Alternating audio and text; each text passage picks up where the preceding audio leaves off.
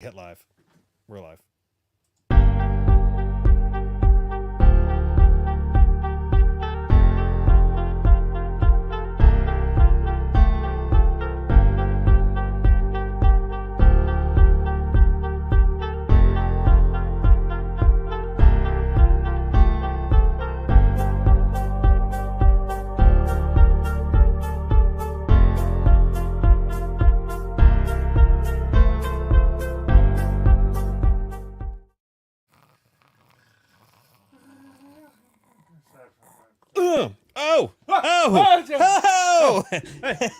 Hi.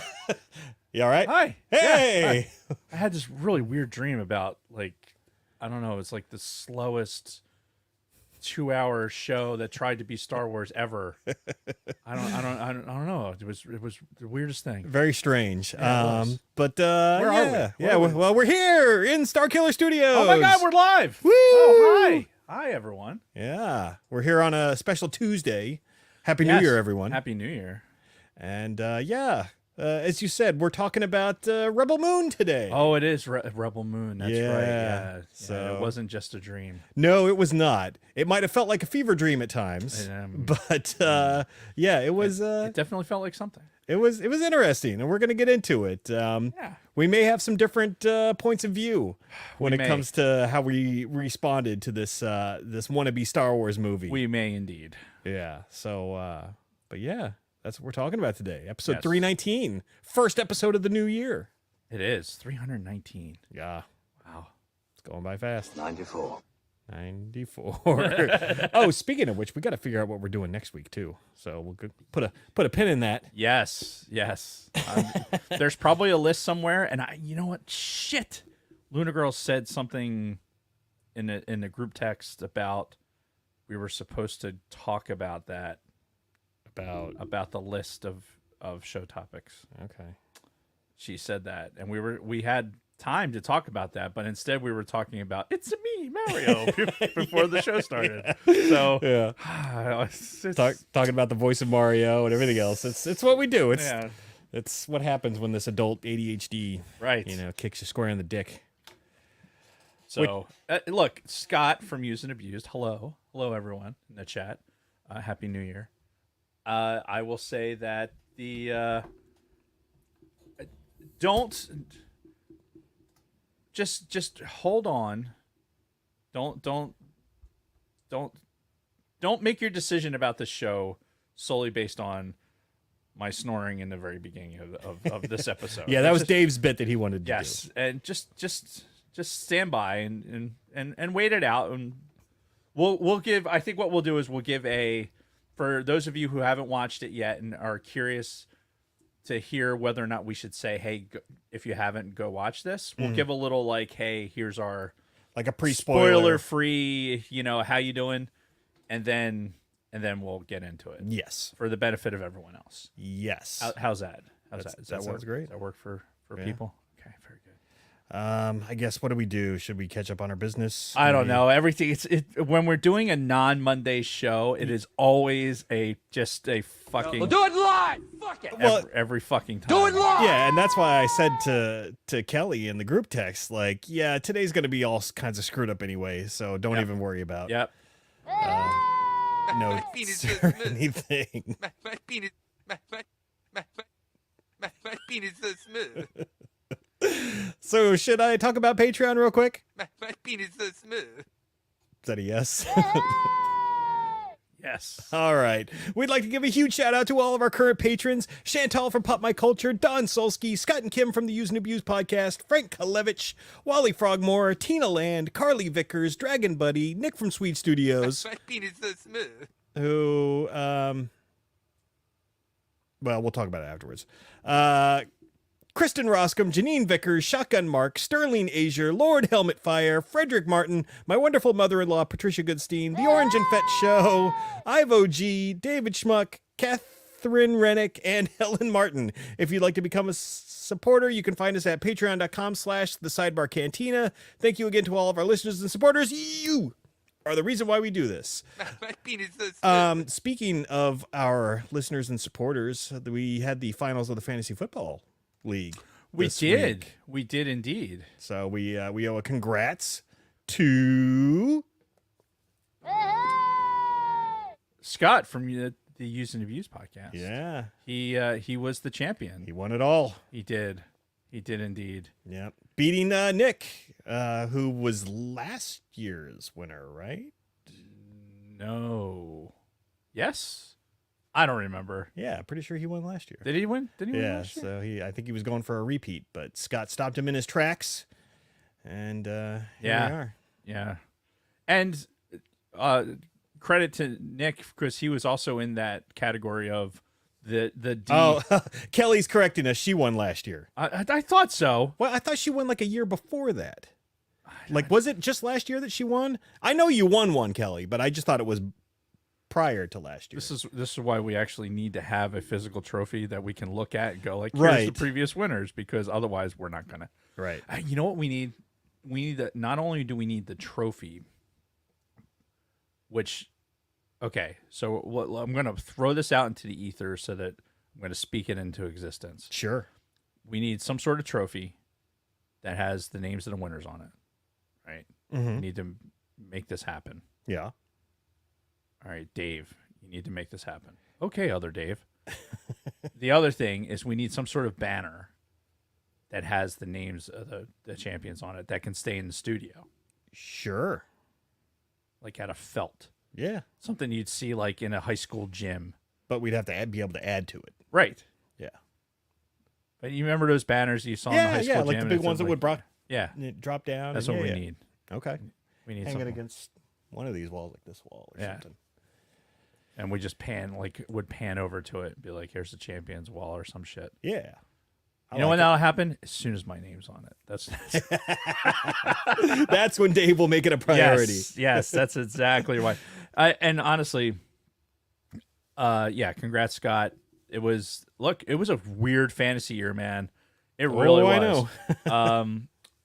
We have to also give a shout out to Dragon Buddy, who was the king of the losers this year. So he will get the all too coveted toilet bowl, which there is a trophy for, ironically. Yep. And also have to give a thank you shout out to Brady, Big Lovin'. Yeah, for running the whole thing. For running the league this year, taking that off my plate. But also, fuck you for not making it more clear that we were going down to one quarterback. Because I drafted.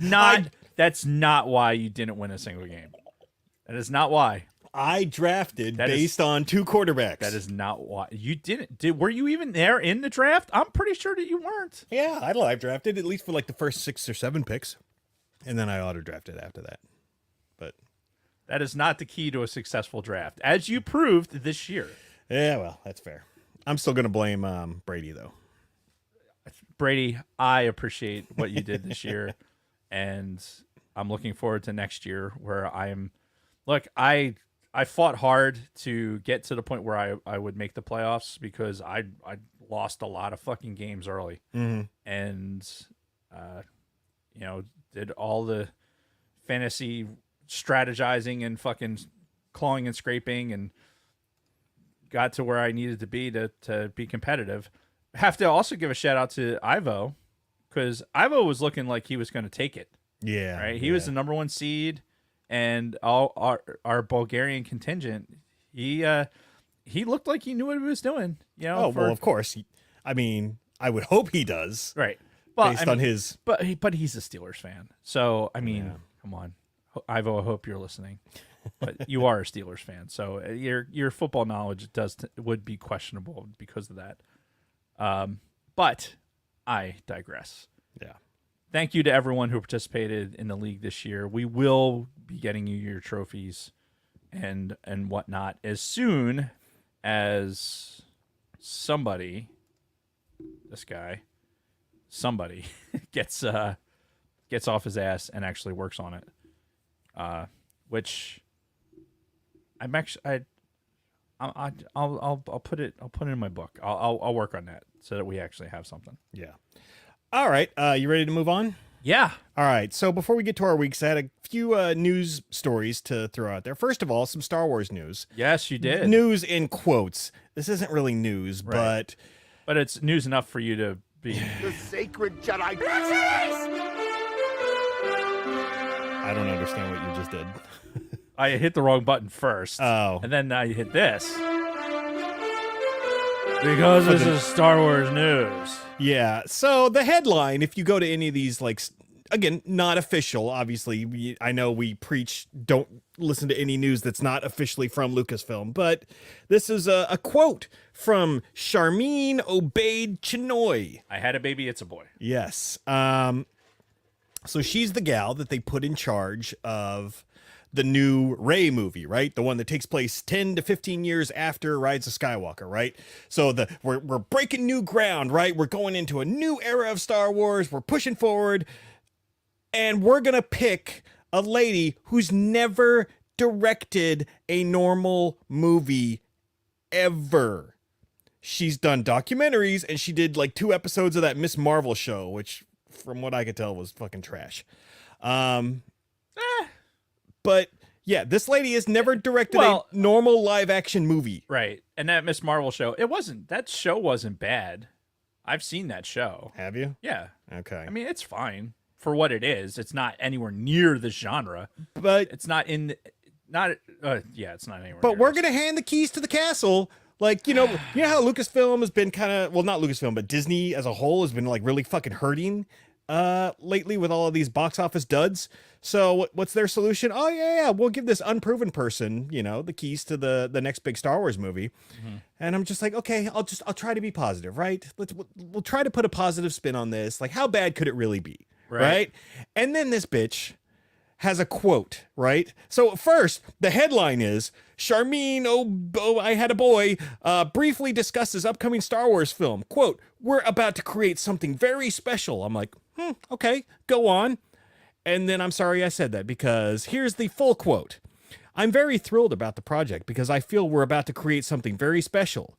And we're in 2024 now, and it's about time that we had a woman come forward to shape a story in a galaxy far, far away.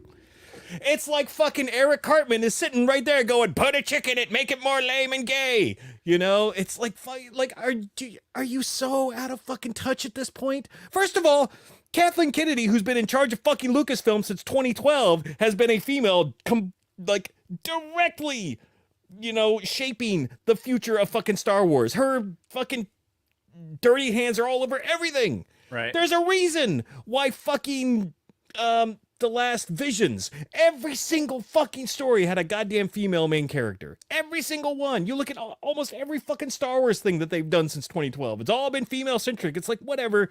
I've tolerated it enough. But now all of a sudden this fucking broad is like, oh yeah, finally in 2024 we're gonna see it from a woman's perspective. Shut the fuck up, you stupid cunt. And that is, therein lies the problem with that perspective, is the finally part. Yeah. Like the franchise, I don't know. And I'm sorry, the showrunner for Obi-Wan was a woman. Yeah, and we just had Ahsoka, which was successful. Very, very female centric. Andor, not so much. But listen, the Skywalker saga is as much about strong female characters since 1977, and it continued. Like, you should be building off of that, not trying to stick your flag in the ground and say this is it begins here. Yeah, I think you're devaluing everything that came before it. Yeah, like that's part of the problem. Here's my bigger part of this announcement that bothers me. It comes from, I'm particularly excited about being immersed inside a Jedi Academy with a powerful Jedi Master. Who? Well, it'd be Rey. A powerful Jedi Master? Yeah, well, it's supposed to take place like 10 to 15 years after Rise of Skywalker. So, I mean, that's not out of the ordinary. I mean, think about Luke. Like 10 years after Return of the Jedi, he was pretty fucking strong at that point. Yeah, because he did a bunch of shit to get to that point, right? He went on, these excursions to go, find certain things and find elements and do all that stuff. And well, how do we have know story elements and things like that to actually get us there? We don't have shit right now. Right. We don't have anything at all after Rise of Skywalker to tell us what the progress of Rey as a character No, is. and what they're probably doing, like realistically, they're probably going to make the movie first, and then they'll release fucking comic books and TV series and all this other shit to fill in the missing 15 years, as they always do in books and everything else. Yeah, I just one of the issues that people had with Rey as a character, like, all right, let's take this out of this box and understand it for where we are in 2024, right? Mm-hmm. What the issue that the fan base had with the sequel trilogy had a lot to do with, okay, the acceleration of Rey as a character and her abilities in the Force, right? Sure, yeah. So what we're doing now is you're basically sitting there and saying, okay, we're not only we're doubling down on that, and we're going to accelerate it. So now she's going to be a Jedi Master. We're not going to tell you how we got there. Yeah. Like, to me, that is fucking foolish, because it's like you're not acknowledging at all the fact that, like, hey, we had some issues here with the story to get to this point where we are now. Right. Like, you're a director, right? Or whoever's doing the writing and everything else. Like, you have to understand, like, how you're going to get to this point. Like, this character has to get here. Sure, yeah. Right? The fan base has to get here. Right? Yes. So the first things out of your mouth need to be not necessarily as strong a word as placating, but hey, this is how we're going to get Rey into this part of the story. This is how I'm going to bring the fan base to this movie. Not, hey, I'm making a movie and you're all misogynistic pigs if you don't fucking come see it. Oh, of which course. is what the stand that's already being taken. So it's dumb. Yeah. It's just dumb. It's not. This is not the way to start it, and this is not done in a vacuum. Like, this site or Twitter or X or fucking Churros or whatever the fucking what's the Instagram thing? Threads. I don't know where I got Churros from, but like, We should make a social media site called Churros. oh my god, it would be the most popular thing ever. Somebody get on that. Somebody get on GoDaddy right now. Yeah. Now, is there a trademark on the name Churros? Or is that just a style of dessert? I think it's a type of food. Right. So, like, Right. there's no trademark on the name. So if we, made a website called Churros that ended up being a social media site, would we face any legal hurdles getting to that? I don't know. Because, name recognition alone would get us some followers. Oh my god. Hey, have you heard of this fucking thing called Churros? No, but I love it already. Cookingclassy.com, all recipes. Are you looking up a churro recipe? No, I'm just seeing if churros.com is a thing. Oh. Is it a thing? Apparently not. Churros.com. Sure it is. It took me to a website. Unless you're not spelling it right. I'm probably not spelling it right. Yeah. Double R. Churros. I did spell it right. Yeah. It just brought me to a bunch of recipes. The website is asked for access to your location. No, go fuck yourself. Yeah, fuck that. But no, churros.com is a website. Anyway, we digress. So, yeah, this lady is not giving me a warm fuzzy about this fucking upcoming movie. So, Oh, Ivo, you are so correct. Yeah, it's try.bg. I would love to if they're what's .bg? Bulgaria. Oh. I love that idea. Yeah. We're gonna put a pin in that. We may come back to that. Yeah. But anyway, I just there's ways to go about this, and it just I think that the story group and everyone else, I don't know. I just maybe they're sitting in a place in Star Wars that's not the same place as we are. Yeah. I think, and I don't know, and it could be just us. Maybe we're just, as the original trilogy people, we're just falling too far behind it, that curve, but Maybe. we are also the ones with all the money. That is true. Yeah. Like that's like, yeah, we had children, and now our children that were prequel people are also there, but they have their kids. yeah. So yeah, they're going to buy toys and stuff, but we have generational wealth Right. that we're and, putting into all this stuff. Like, yeah. And my kids are going to have to like figure out how the hell they're going to pay for an apartment long before they buy Right. Star Wars shit. yeah, so it's come on, start thinking bigger picture here, guys. Yeah. And And again, know your fucking core audience. Have you not figured this out yet? no, they That's haven't. and that's the thing. Like they just are just completely oblivious. They're like, oh, they'll love this. Put this Oompa Loompa out in front of a crowd, and she's gonna fucking call us all misogynistic pigs if we don't fucking acknowledge the fact that it should only be women in Star Wars, apparently. Yeah. So I'm done talking about this horse. So let's move on. What is this ILM docuseries you got in here? No, so we're I wanted to, before we started talking about this, how your Star Wars news had "fuck you" with like a dozen U's. Yeah. Fuck you. Yes. That's how we should have started. But no, so I was watching the like after my jury duty thing, which I'll get into in a little bit. I threw on the ILM docuseries while I was working on some stuff for work, Mm-hmm.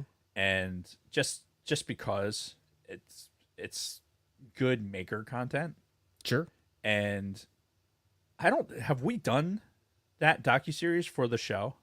Like, have we talked about it? Not really.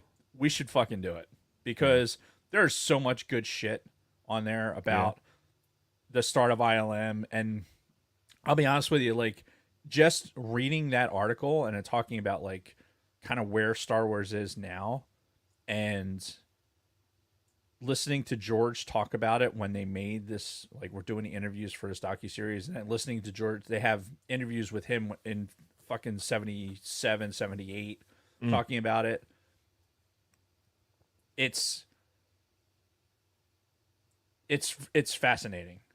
It's fascinating to see, like, he makes a comment in episode 2 of the docuseries where he talks about, like, after he had this like car accident he was in, when he was, I don't know, Street racing. no, it was like he was coming out of his, I think he was coming out of his like parents' home, and somebody sideswiped him doing like 90 miles an hour, and he should have killed him. Yeah. But he ended up living, and he said at that moment, he's like, oh, I must be here for a purpose. Like, he said this in the interview, and then, like, that's the weight of that statement, because if you think about it, like, the impact that's left on so many millions of people because of this, right? Yeah. You know, this Star Wars.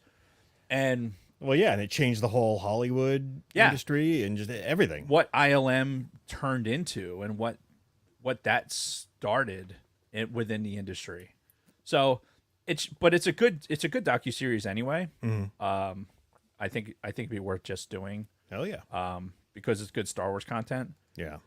The sidebar to that is Adam Savage, who we all know I have this infatuation with Adam Savage. But he did an interview with one of the ILM model makers, whose name is escaping me right now. Mm-hmm. But he did a one-on-one with him for, like, it's like a 45-minute long interview. Damn. And they worked together at one point in the model shop at ILM. And they were just kind of going back and forth and just kind of, you know, telling stories and telling, like, origin stuff about the things. And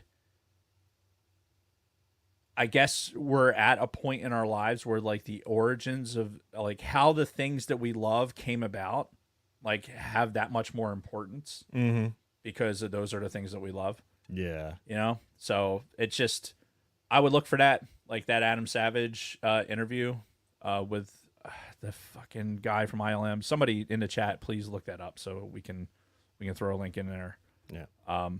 But yeah, so I think put a pin in that. I think we should do the ILM docuseries so that we can do some Star Wars content that's A, it's original trilogy Yeah. for the most part, Yeah. and B, it's good Star Wars content. Mm-hmm. So it'll give us a nice nice flavor, nice palate cleanser for Sure. some of the other Star Wars things that may or may not be happening. Well, fuck, we might as well throw that on the schedule. But all right, just remember that for future planning purposes. Because that's what we do well. We remember things. We are really good at remembering things. Fuck. Yeah, you make a good point. Yeah, well, we'll figure it out. I will write. The only other thing I had for like news-wise was I just saw a story within the last couple of days. Apparently, John Williams has declared that he is indeed not retired. Woohoo! At the age of 91, he said if the right movie project comes up, he'll keep composing. So, Let's pray to the gods and to the maker that this project that's upcoming with Rey is going to have lots of Rey in various clothing items and lots of John Williams. I'm sorry to say, I don't think the Arab woman is going to put Rey in a lot of scantily clad clothes. You never know. Yeah. You never know. Yeah. Might be what she's into. Okay. Well, we'll see. But yeah, John Williams not retiring. Good news for everybody. Okay. That being said, should we get into our weeks? Yes. All right. Well, before I get into the Sacred Black series, I've got some Christmas. The sacred Jedi. I've got some Christmas presents to talk about. This is our annual post-Christmas episode where we reveal presents and whatnot. So we'll get started off with the big dog right from the get-go. And that is this guy right here. Oh, hang on. So, yeah, for those watching at home, Oh, nice. this is the Black Series Darth Vader helmet, completely wearable. You can put it on, Wow. which I have done many times. And it looks like the fucking mask that old what's his name wore in the trilogy. Oh, it's got some weight to it too. Oh yeah, it's fucking heavy as shit. But yeah, this is the Magnets? official. Oh, magnets. Yeah, Brilliant. it's the official Darth Vader Black Series mask.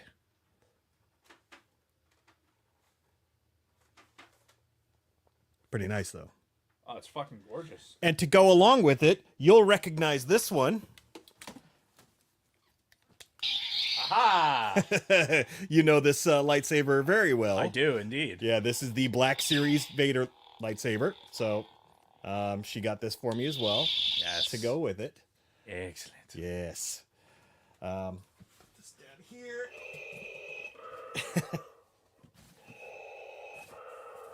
Okay, she got me this, which I don't know if...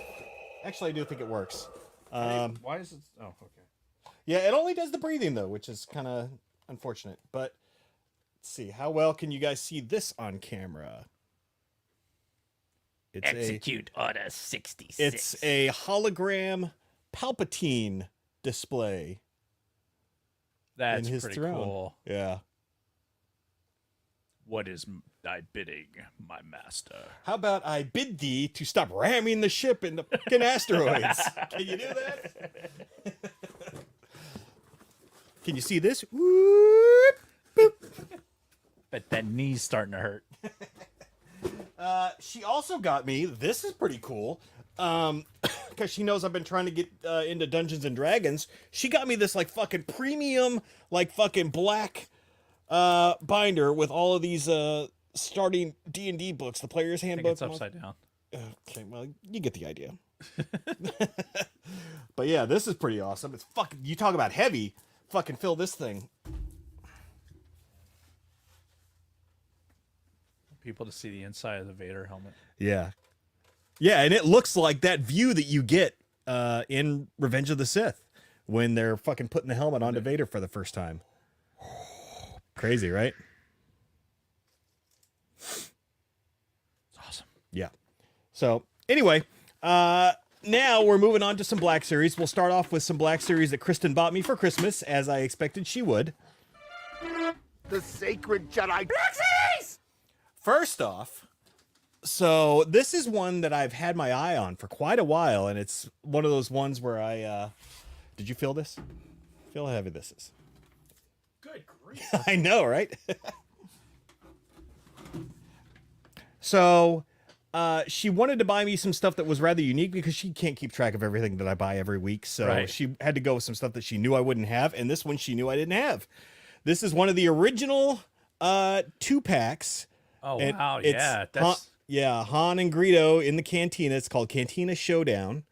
But it's in that old school original Black Series packaging. yeah.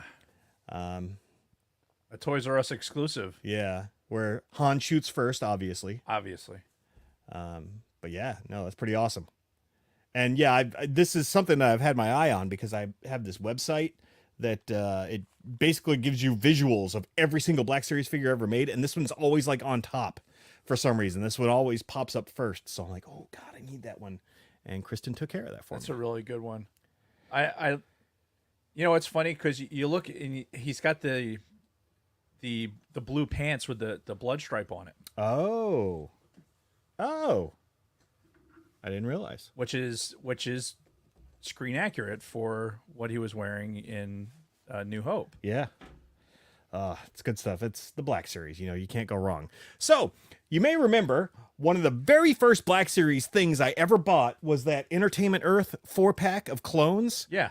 I bought it when it was like on clearance for like $30 or something at the time. It's worth like well over 100 now. And I'm like, damn, I kind of wanted to get another one because, you know, I wanted to open one because there's a lot of special clone troopers in those. And, yeah, back when it was first on sale, I never thought to buy a second one because, you know, I didn't have as much, you know, extra cash as I have now. Right. So I let it slip, and then, you know, it got really pricey, and I started looking at like loose versions of the figures, and they're still all expensive. Like, no, I won't. But thankfully for me, I've got the greatest wife in the world who bought me another one, and it's Oh, still shit. sealed in the plastic. Wow. So this one is now going to be my stay in the box one, and I'm going to open that original one that I bought years ago. Nice. So hooray! Shit. Now for the rest of the Black Series. Oh my God! So again, it's been a couple of weeks since we've done a show. Why don't you put Vader down? Yeah, we're gonna have to. Yeah, Vader down. That was the name of a comic. it was. I'll put it right there. Because yeah, we're gonna have some more Black Series for the pile here. So yeah, it's been a few weeks since we've done a fucking show, and obviously there's been a backlog. So we're just gonna try to get through these as quick as possible. So The sacred Jedi. Oh, no. First, one last Christmas present that Kristen got me.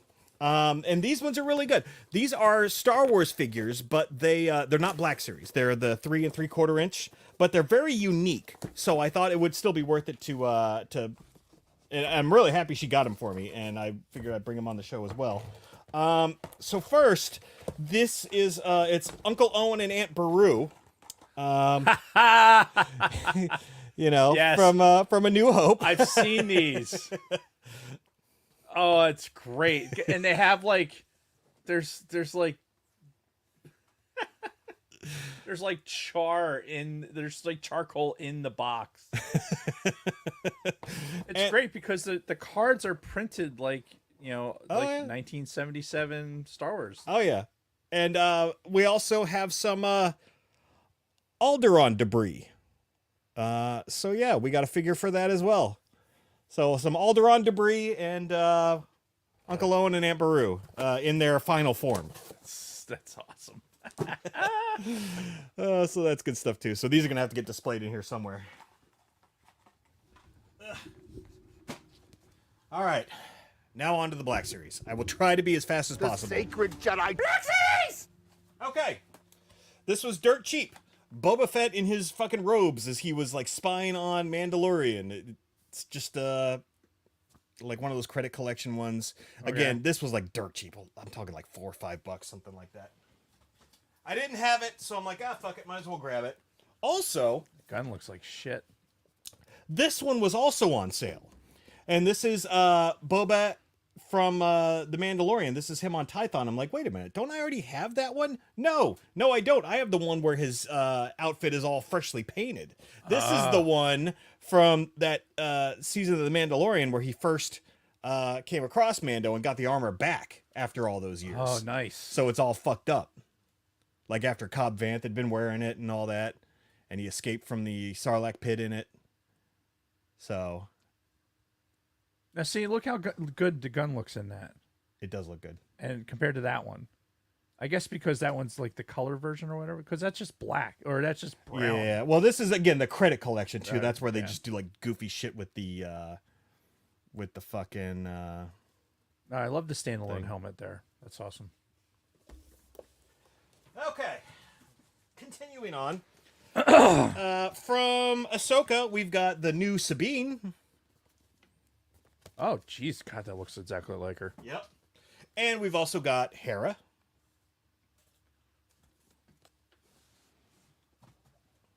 Yep. And then I picked these two up because I don't have loose versions of them and I wanted them. We've got another one of the carbonized Stormtrooper, which I know Dave doesn't like, but I think looks awesome. You got it.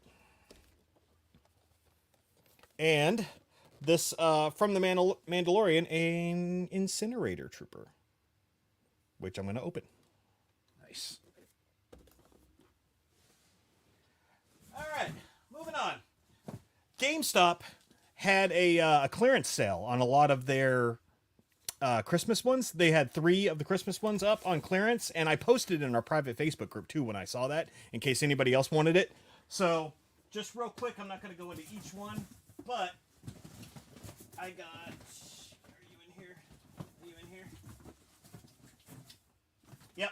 So I got 3 more of each of these. So I got 3 more of the Scout Trooper with Grogu, the fucking Jawa, and the Protocol Droid. So I got 3 more of each of these because they were all on clearance. So I'm like, well, fuck it, might as well. Don't know what I'm going to do with them, but I have them. Have them for Christmas displaying purposes. And finally, I have not actually opened this yet. So I have left this sealed. If you look on TV, you see how all the figures are nicely packed in here. This is a case. I pre-ordered a case of figures from Entertainment Earth, and it finally came in. So we're going to reveal it together. I'm pretty sure I know what all's in here, but not 100% sure. So here we go. Well, there's a little Star Killer right there. What? Awesome. Yep. And, oh, we've got from The Mandalorian, R5-D4. The most detailed fucking R5 ever. One of the greatest new characters in Star Wars, Baylan Skoll. Oh, Or shit. Skrull? Oh, that's awesome. Yeah. Oh, what's that? It's another Baylan. Hey, look at that. Well, one's going to get opened. Then we've got the Mandalorian Fleet Commander, a.k.a. Random Black Guy. And a second one of him.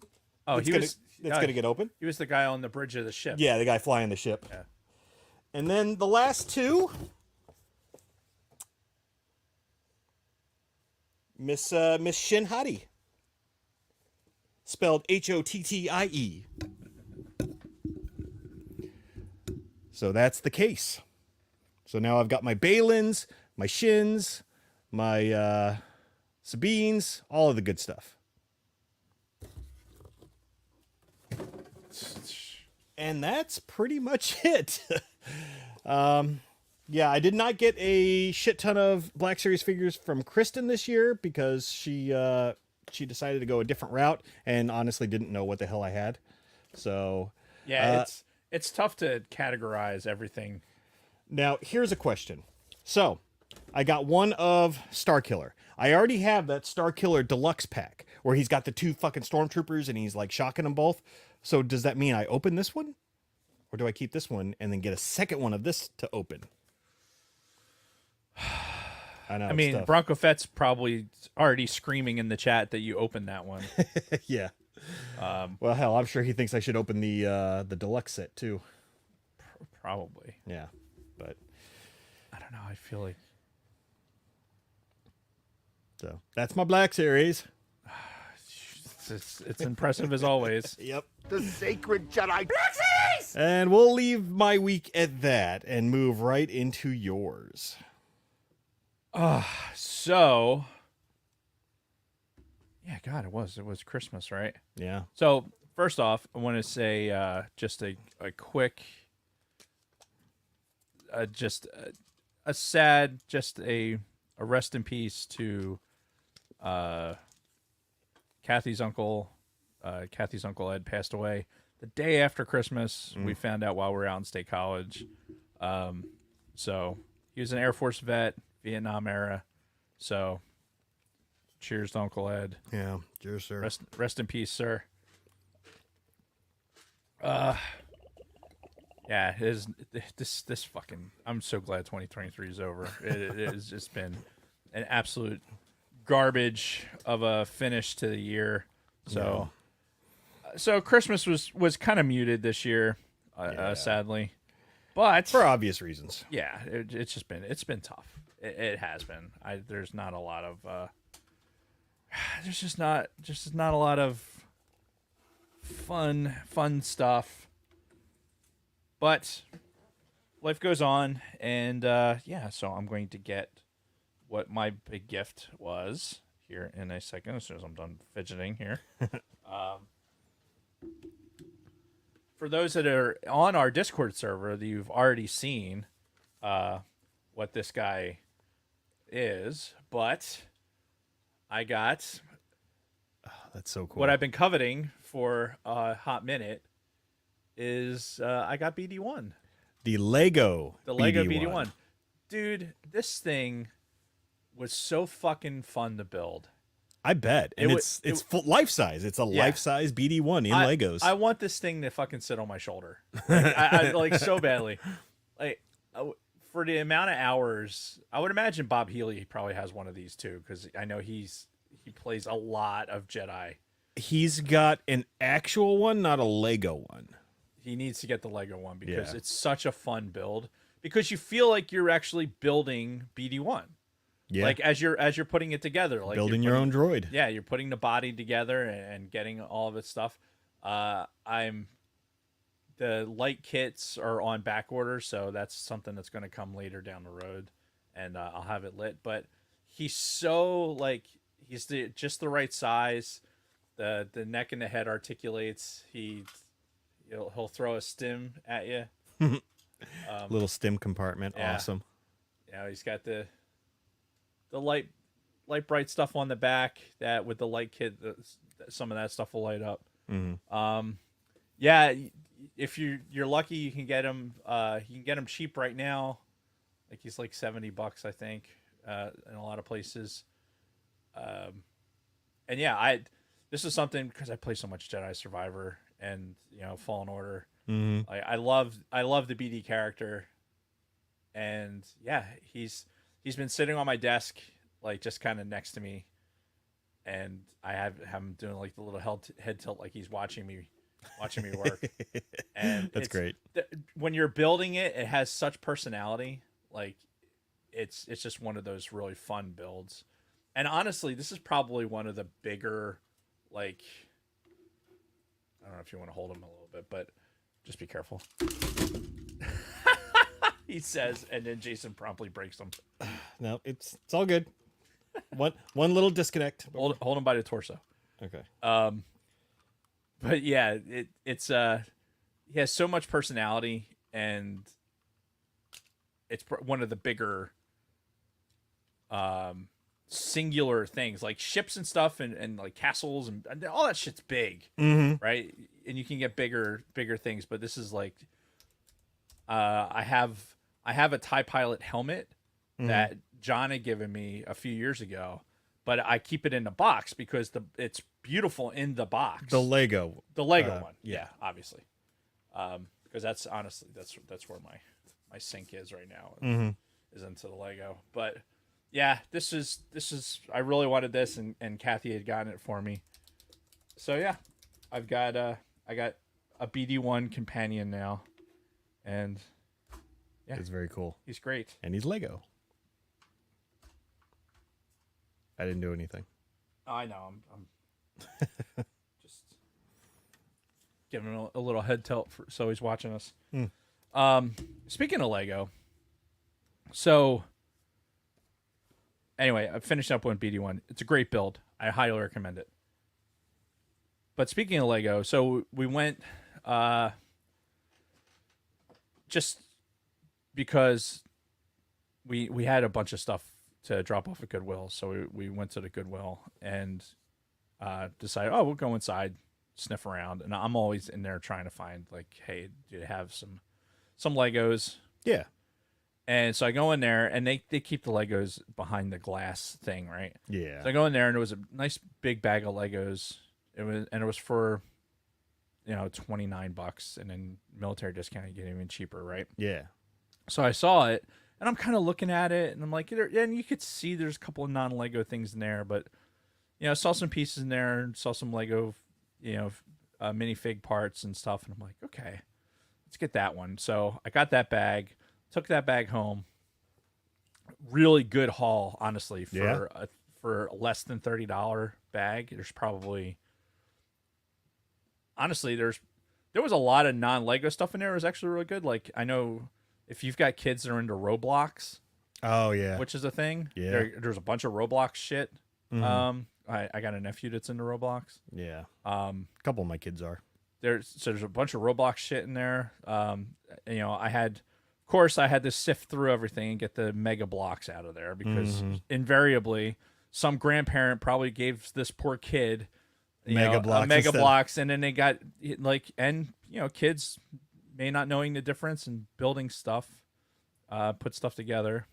Or more than likely, they're like, fuck this. I want my Legos, and throw them into the bag that's going to go to Goodwill. No, they were built. Like, there was stuff that was like half built that had mega blocks mixed in with the Legos. So, and I'm like having to like literally go through, and I'll do that. When I get these things, it is a sorting thing. Like a piece by piece? Yeah. Wow. Yeah. And this is kind of therapeutic for me. Like, sure. to go through and part of my Lego therapy. Mm-hmm. But one of the things I found, this is just an example. Like, I found this guy, like, he was partially built. Wow. Yeah. It's Iron Man. It's the Iron Man suit. Yeah. The Hulkbuster armor. Yeah, that's like from a 2019 set. Is this Mega Bloks? Or is this No, Legos? that's Lego. No shit. Yeah, and he was there was parts of him in there, and this is just an example. Like, when you go, whatever kid had this group of Legos, he was like a Sid and took all the minifigs completely apart, like took the arms off, took the hands off. Oh, come on. Yeah. So would you do unfortunately, the minifigures aren't. But leaves this intact. almost intact. Well, there were pieces of this. There was enough of this, like the shoulder pieces were together, so I could look at it and go like, okay, let me find some identical. Like, let me search for this. And then as I was digging through, I found the helmet piece. Yeah. Got the part number off the helmet, looked it up, said, okay, this is only in one set because it's not a sticker; it's actually printed on there. Yeah, yeah. So I found that, then saw that this was only in the one set, and then went through the rest of the stuff that I had and found the rest of the pieces. Now, Those are actually some good parts if you ever wanted to yeah, scavenge them and use them for something else. well, that's the thing. Like, so I'm going to finish putting him together, and then I'm most likely going to turn this robot build into something else because I have plans for like the Vader exosuit and the Stormtrooper and Fett one that I brought in like a few weeks back. Yeah. I've got plans for those exosuits too. Like the Vader one right now, I have doing a Godzilla thing, climbing to get the Black Series lightsaber. Mm-hmm. That's just where he is right now. That's where he lives. But yeah, and I'm not a Marvel guy, but it's a cool little build from like 4 years ago, and there's I'm getting my sorting to a point where like it's going to start getting maniacal. It's going to get there sooner. Well, than you later. just need to buy like dedicate a whole wall of your house to like what they have set up at the Lego stores, where it's a whole wall and then you got those containers going all over, and you got the different pieces in the different containers. Yeah. It's not hard to do that. It really it is not. Like right now, I have it in storage containers where it's they're like this big, like with the handle, and you kind of flip open. And Yeah, there's yeah. like it's the compartments. So I have it Almost like a fishing tackle box. yeah, kind of. But like for tools and stuff. Yeah. So I go to Harbor Freight and I get them from there, and I have like half a dozen of those that I have loose parts in, and then the sets I have one of those guys, the Yeah. Costco bins. The big totes, yeah. Yeah, that is wall to wall with sets Oh, really? that are like, because I don't keep the boxes anymore, Right. Yeah. So it's that takes just- up a lot of space. so it's just all loose sets, and that's full Mm-hmm. right now. Wow. And I don't know how I'm going to fit the Christmas stuff, because the Christmas stuff is still on the table, so I'd have to disassemble that to a point where I can get that into that box. Mm-hmm. But there was actually a Ninjago set that was mostly intact in that pickup too. My kids loved Ninjago years ago. They were Yeah. really into that. I like some of the pieces are foreign to me. Like I'm at a point now where I can pretty much spot a non-Lego piece like by sight and feel. Mm-hmm. Like I can see it's like, okay, that color's not a Lego color, Oh, yeah. or yeah. that texture, or just by feeling it. Like, Mhm. oh nope, that plastic's not right. Yeah. The Ninjago parts are a little bit different. So like for some of them, and it's just like, and then I have to get out the light and Yeah. find the Lego mark on it, because all the Legos have fucking marks on them, Yeah. marks and part numbers. And Ninjago is official. Yep. So anyway, go to your local Goodwill and find some Legos, because it's the best way to get yourself a pile of Legos cheap, Yeah. and get them back into circulation. Don't let them not be out there. Yeah. So anyway, the last thing I got is I am starting the new year with jury duty. Hooray! So, yeah. What a way to ring in the new year. So here's what's fucked up. Guilty. Yeah, no presumption of innocence anywhere. So we get when we were active duty, we never had to do jury duty, right? We always Yeah. had this exemption because we were active duty military. So Mhm. It was great. I never had to do jury duty before. So now I got the little card, which I don't have with me. I got the little card and, did the register, like, hey, register for this or you're a bad person card. So I did the registration. This was back in November, right? Early November. Mhm. And they said, okay, stand by. We'll notify you. Mhm. Okay. And I put it out of my mind. Like, whatever. That's a tomorrow problem.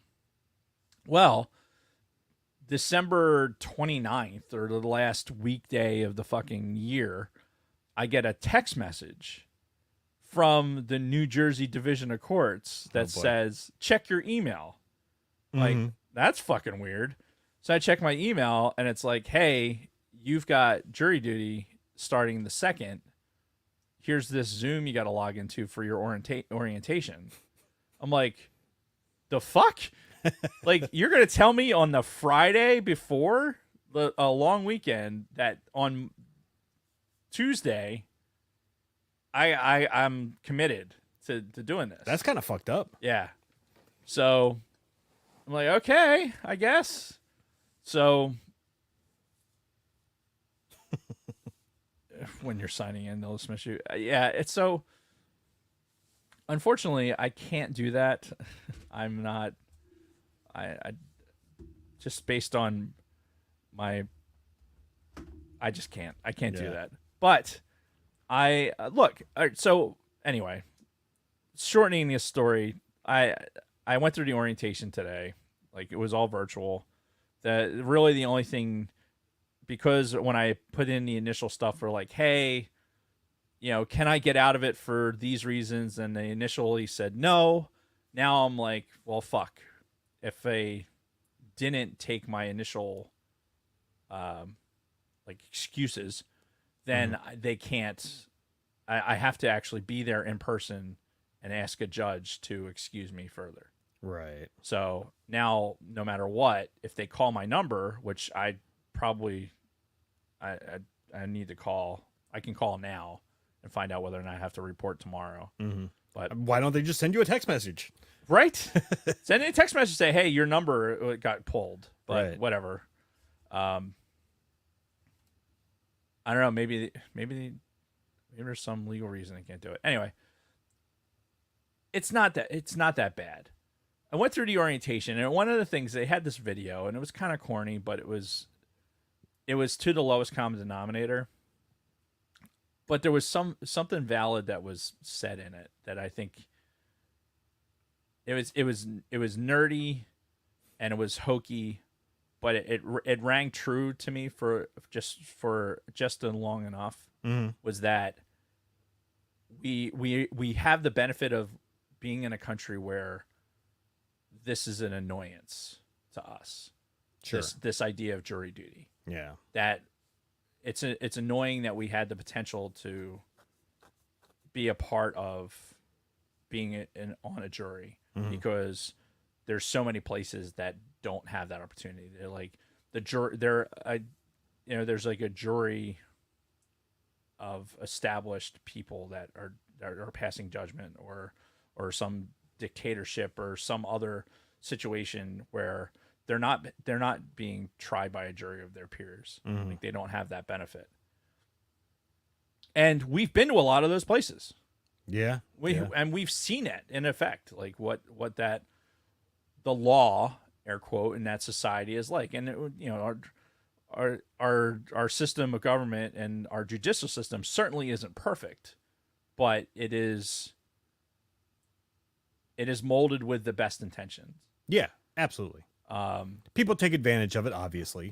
But no, like you said, best intentions. It was their way of trying to be as fair as humanly possible. Right. And then it just, as somebody who, when I first went to college was for criminal justice. So, and we had a lot of legal fucking classes and with shit like that. And I was too young to really appreciate it then, but looking at it now, I'm not, the only reason I'm even banged up about jury duty this week at all, honestly, is the fact that there's potentially a funeral there's a funeral this week I could potentially be missing. Yeah. So that's the only reason I have any consternation, because I don't have a valid reason to not do it. Yeah. Yeah, like we were talking about before the show. If you're still getting paid by your primary job while you're on jury duty, it's not so much of a hardship, because I'm still going to get paid. Yeah. And I'm, it's not a hardship. And I would be doing my civic duty for something that, like, we rose our hand to protect and serve the Constitution of the United States, and this is one of those guarantees for the Constitution. So, ipso facto, that this is part of it. So, jury duty, yes, I don't think there's a single person in the world that's under the age of 70 that goes and like, I'm looking forward to jury duty. Yeah. But I think there's something to be said for the fact that I legitimately, I would, aside from having the funeral this week, I'd really, I'll do my part. Yeah, I'm doing my part. If I was ever on a jury, I'd want to be on one of those like fucking OJ trials, where like you're fucking sequestered. No. And God, you're fucking like, you got the whole, like, all the eyes of the nation on you, and like you got somebody's life in your hands, and that's the shit I want. But from what I hear, most people who get selected for jury duty and go to trials, it's all boring, like litigation. Yeah. And just, it's going. I guarantee you, if I get picked at all, it's going to be for some fucking some traffic collision that somebody's suing somebody else for, or whatever. Yeah. And for it to even get to a jury trial, it's probably most of the stuff is decided anyway. Yeah. So now you're just there kind of sifting through it. But it's interesting. So anyway, that's my week this week. It's one of the reasons we're doing a Tuesday show as opposed to some other day, because today is your son's birthday. Yep. And we celebrated yesterday, so don't worry. I'm not like, not doing things with my son for his birthday. We did a whole big thing for him yesterday. We gave him his gifts yesterday, which were pretty good, if you ask me. I got him the Razer, the Halo keyboard, mouse, and headset. What? Like the official Razer stuff, the expensive shit. And they're like the Halo themed. So nice. Yeah. He's been wanting those for a while, so we got those for him for his birthday. It's good stuff. Go with his OLED TV. Hell yeah. He's loving it. So anyway, that's it. That's all my week. Oh, shit. All right. So are we ready to move into the main topic that everybody has been so anxiously awaiting to hear our opinion of? No. No? Do you need to pee? I do need to pee. All right. Oh, you should put on some of that music Oh, I should. while we wait. it. So Dave found in StreamYard that there's like all this like music you can play in the background while you're doing your podcasting. And I told him we should just do an episode where we just go through every fucking song and rate them and just see how good or bad they are. Right? But anyway, that being said, we're going to take a very quick break. What are you doing? Are we going to still do that? Oh, yeah. Yeah, we're going to take a very quick break. Be right back after this word from our sponsors. Oh, my God, Dave. Is it there? I don't see it.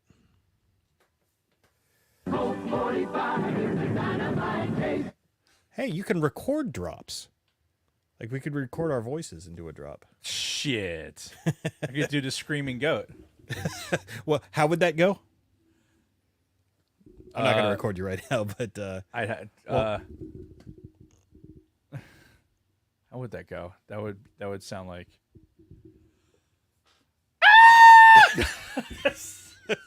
No, that's definitely not it. oh wait, it didn't record.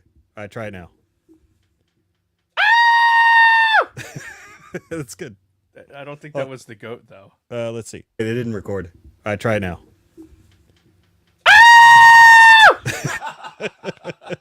Oh my god. Okay, we'll have to keep trying that one. That's horrific. Yeah. But all right, go pee so we can talk about Rebel Moon. Got smooth jazz. Bronco Fett, you got Halo 4 for your birthday this year or in previous years? Because I think they've had a few more Halo games since Halo 4. G-Force got called for a murder trial, but alas, they didn't want a middle-aged white male on the jury. Yeah, I hear that's a thing. I guess we like to convict. So, yeah, I hear that. Has anybody ever seen, or no, not seen, fuck that movie, but read the book, The Runaway Jury? John Grisham, it was actually really good. Don't watch the movie, it was stupid. They changed the whole story, it was dumb. But The Runaway Jury is really, really good. I highly recommend you read that if you're looking for a good kind of suspenseful story about like a jury and how like somebody's trying to manipulate a jury by putting specific people on it who they think are going to convince the rest of the jurors to vote a specific way. It's interesting. This background music is so distracting. I don't know how anybody can do this while they have this fucking background music going. I'm sitting here trying to talk about The Runaway Jury, and all I can hear is this fucking music in my headphones. I'm like, shut up!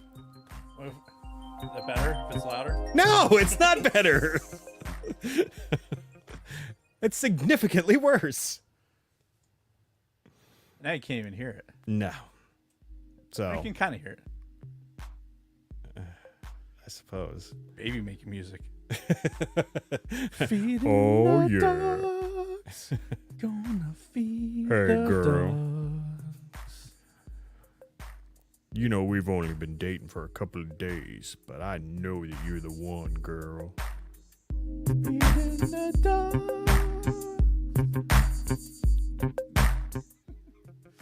I'm sorry that my mama walked in on us having sex last night, but it won't happen again, baby, I swear. Feeding the dogs. You know, last week when I took you to Chuck E. Cheese for our second date, it was the greatest night of my life.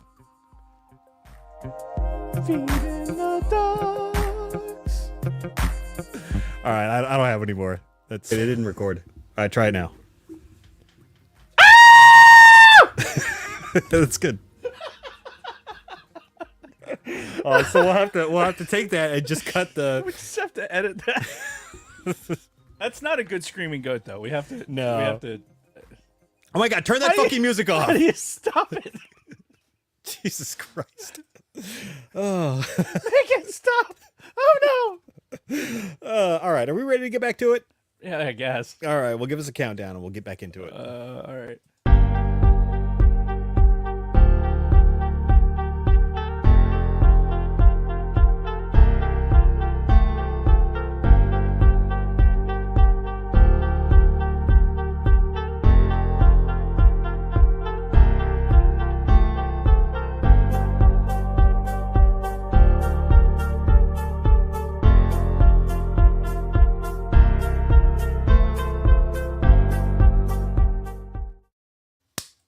And we're back. So Sorry for the people that just walked in on the random either screaming or sexy feeding the duck music. yeah.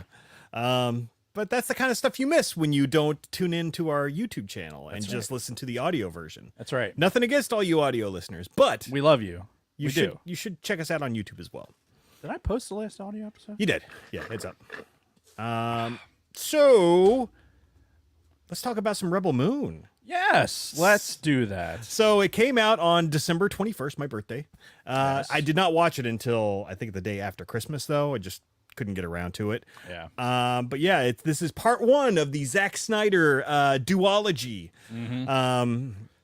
of Rebel Moon, A Child of Fire was the first one. I was surprised it was like what 2 hours and 4 minutes. It was like feature length. Yeah, I think it was like 2:30, something like that. Yeah, it was significantly long. Yeah. I was shocked. My penis is so smooth. Yeah. Yeah. And it had the budget for this thing was 166 million for the two movies. And I got to say, like, effects wise, it looks pretty good. I like non-spoiler versions of what I have to say involve good things about the effects. Okay.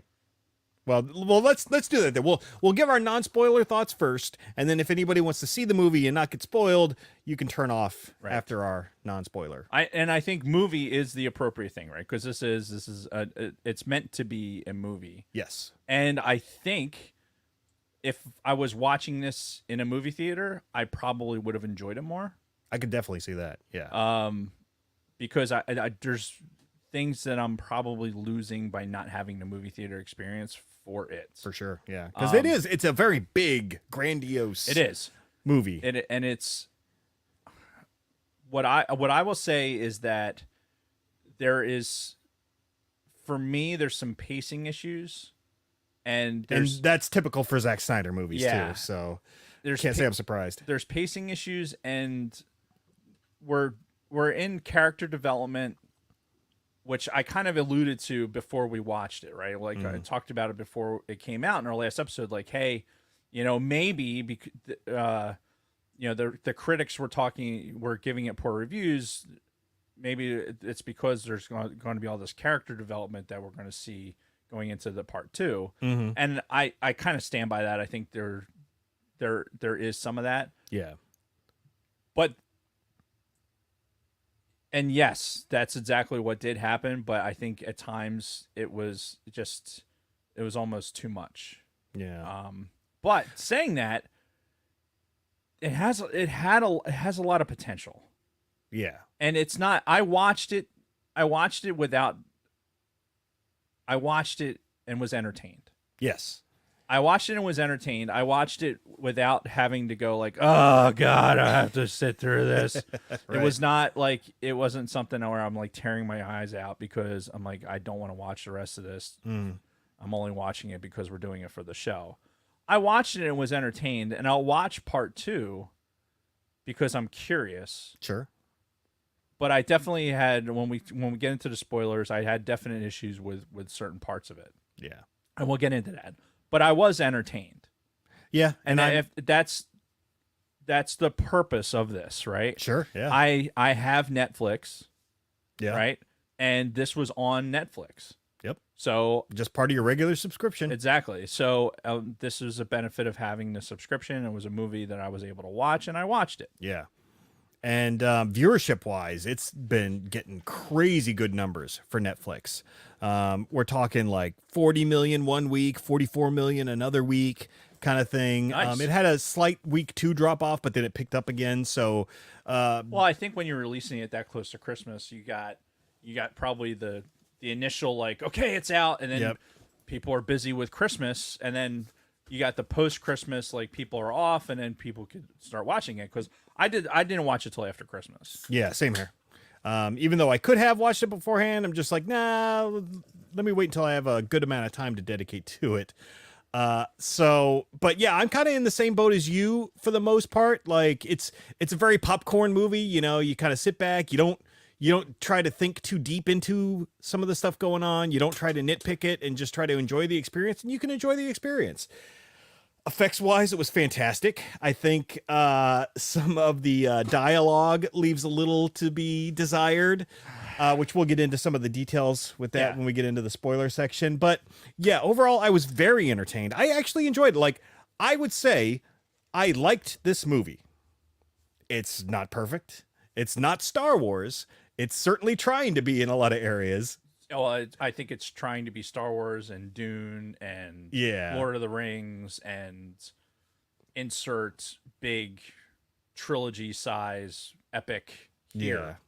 Yeah, I think it's trying to do all of those things in 2 hours and 40 minutes. Right. Also, when you're introducing new characters every 10 minutes, and it's like, okay, now let's go pick up this guy. Now we got to tell his backstory. Let's go pick up this guy. But yeah, pacing issues. That's Zack Snyder. That's what it's going to be. I've seen a lot of people complaining about all the slow-mo that happened in the movie. I enjoyed all of the slow-mo. And I think it fit for what was going on at the time. Right. Again, without getting into spoilers. There's going to be a point where we want to dig. Yeah. So if I had to grade this on like a old school grading scale, I'd probably give it like a C+ or a B- for my own personal tastes. I'm in that C range. Okay. I can give you a C range for that. Yeah. And the good C, not the bad C. Right. And I could see myself watching this again. Before the second one comes out. And I'm definitely watching the second one. Yeah, that's for me, that's a definite. And I'd probably be with you. Like, when's the second one come out? In February, right? April.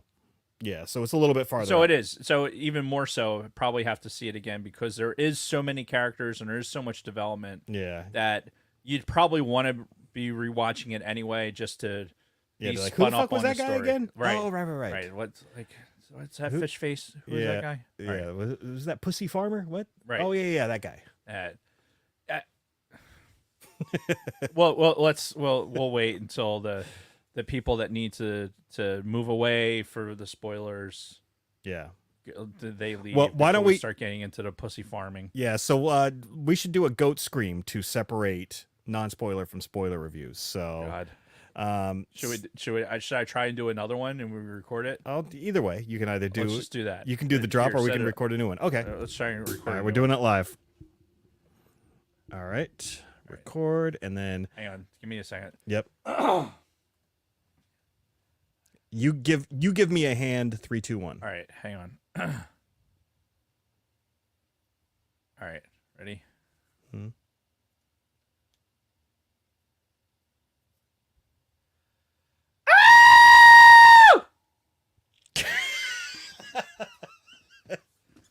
Oh, that was good. All right, now let's see how it plays.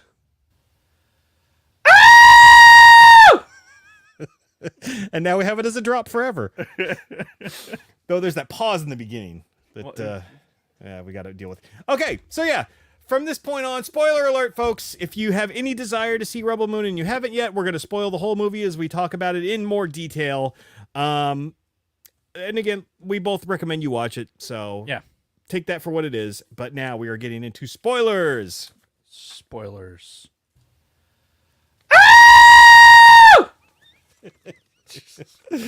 Oh, I love it. So, all right.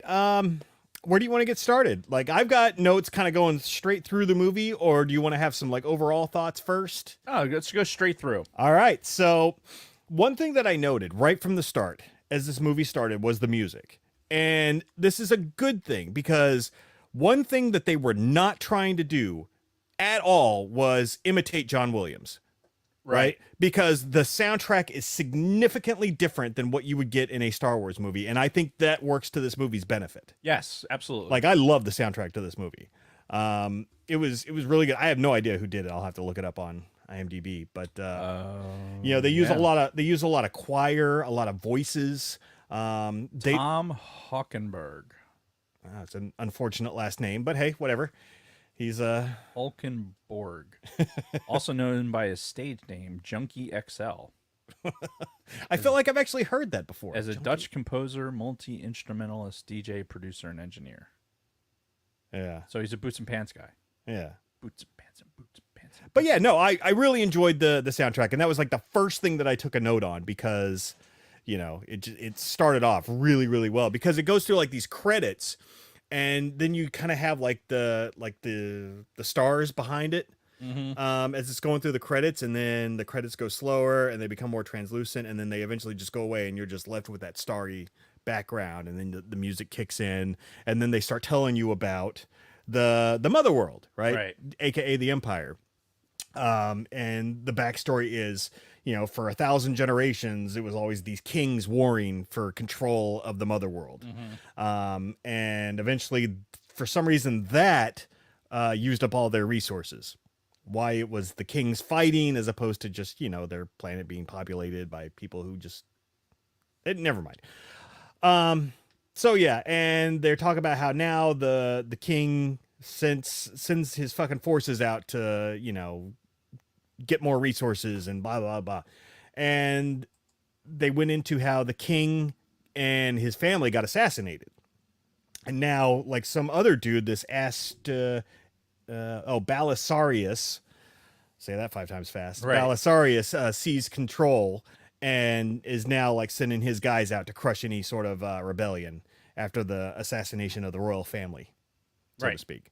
So interesting backstory. It's, it's different from Star Wars, so I guess that's saying something. Yeah, and it's so the way it started, it kind of...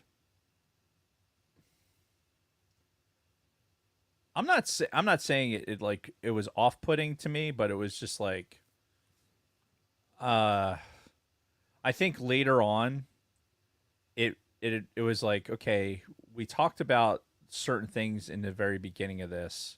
Like, so you went into some exposition in the very beginning to kind of set some stuff up. They couldn't do a text crawl. That might be a little bit but then you went into that, and then you kind of doubled back on it a lot. Well, yeah, because they fill in some of the gaps, like more about, what actually happened to the king when he was assassinated and all this stuff.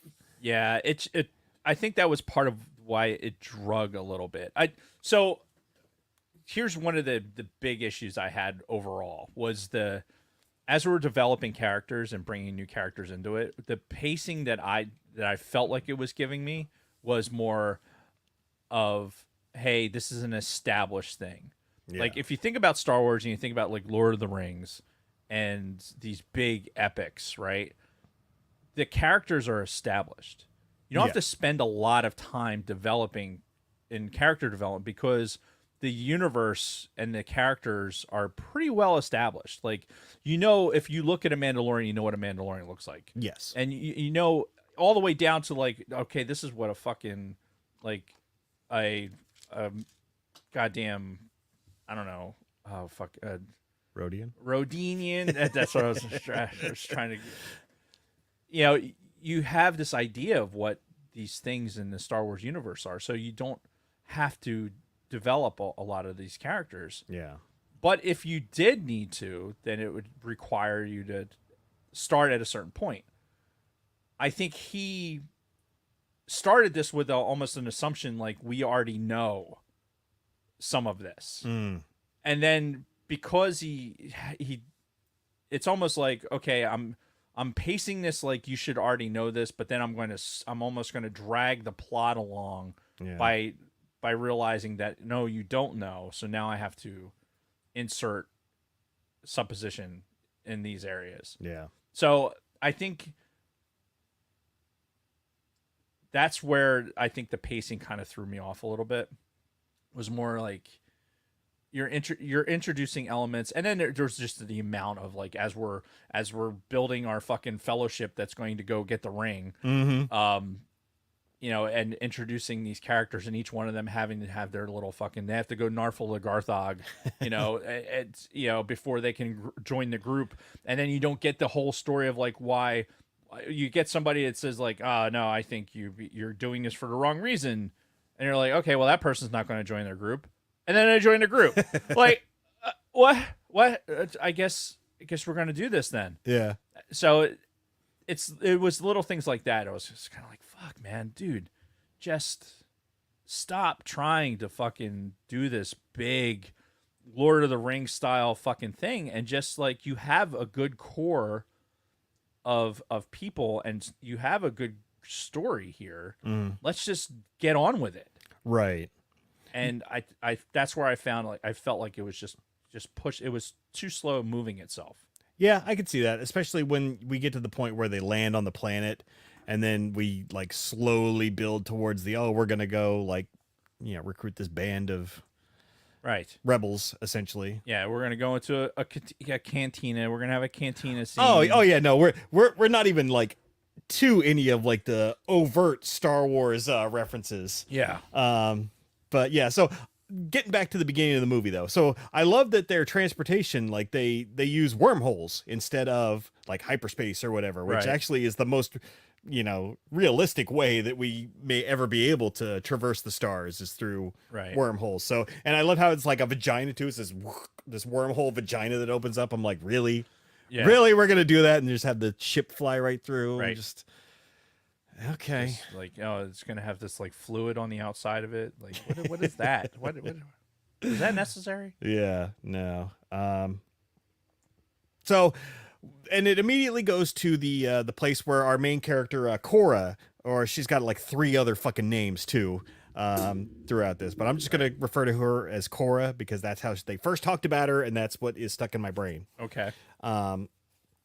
And she's like plowing the fucking fields, but you can see it's nighttime on this moon, and it's just like fucking basically Jupiter right there in front of her. Right. Like Jupiter with some ring the structure. rings, and yeah, you can see more moons. So, but yeah, it's obviously this moon is orbiting some fucking big gas giant. Right. And I'm like, okay, who was your astrophysicist on set? Because I have so many things that are probably wrong with this. Like, first of all, this thing is probably fucking tidally locked. Any moon that's close to that big of a fucking gas giant, it's got to be tidally locked. There can't be a day and night that way, I would think. There's so many. Also, there's so many moving pieces to that. Like, and are you getting your heat from that gas giant, or are you within the habitable zone of your sun? Like, I just so many questions. What is the structure of this actual solar system? Yeah, and because you've got all these bodies that are like right fucking there, like you could almost reach out and touch the fucking thing. Yeah, like that's got to wreak havoc on your gravitational forces, and if you do have water, your tides and all that stuff. It's a tremendous visual. Yeah, it looked great. Yeah. I would love to have this be my view and still be alive. Right. But not very realistic looking. It does make you have questions. Is it entirely unrealistic? I don't know. I mean, I'm sure to it's have possible. to have an atmosphere and be that close to a gas giant. Like, how does a gas giant form? In that. Yeah, it makes questions. a lot of questions. Yeah. Maybe this was part of a like 2 galaxies that combine, kind of like us and Andromeda. Well, and the moon itself could have like a molten core that creates the heat on the planet too. Like if it doesn't have a solid iron core, there's so much. We don't need to get that deep into that particular thing, but yeah, I agree with you. Aesthetically, though, it's fucking phenomenal. Oh yeah, it looks great. Have that goddamn backdrop. It's yeah. like, how would you not like if it were me? Like I can't stand outside and not stare up at just fucking random stars. Right. In our proximity to the fucking city, and we don't even get that good of a view. Yeah, like if that was our view, it'd be like, oh. I would never go inside. I just stand out there like just lay on the grass all day and just like look up, drooling on myself, just like I guess. Yeah. Yeah. Again, I made another note where I really like the music from this one, and then we enter Simp Boy, aka Gunner, this fucking pussy farmer who fucks everything up for everybody. And still tags along, and for some reason, our girl Cora still wants to fucking bone him by the end. Like, I mean, he did try to help that little kid. Oh my god, don't get me started on that fucking scene, because like Narsalina Garthog with the fucking spider lady Just no, because with like, mommy issues. well, I'm just more concerned about the whole, oh, he did great with the kid, right? The fucking spider throws the kid across the room, continues fighting with the fucking Asian Jedi, and then after like 5 minutes, the guy's like, oh shit, and then he goes and runs and get the kid. Where were you 5 minutes ago when she was first thrown over there? Well, he had to wait for his fucking, for his underoos to come out of his asshole. Right. So he's like, did I just see a like fucking 8-foot spider lady? right. And we're all cool with this, right? This Yeah. is just like, okay, which fucking looked phenomenal, by the way. Oh, Like, yeah. aesthetically, it's like, holy shit, that looks fucking good. Yeah, everything in this movie looked fantastic. Yeah, it They, was spared no expense. Yeah. Basically.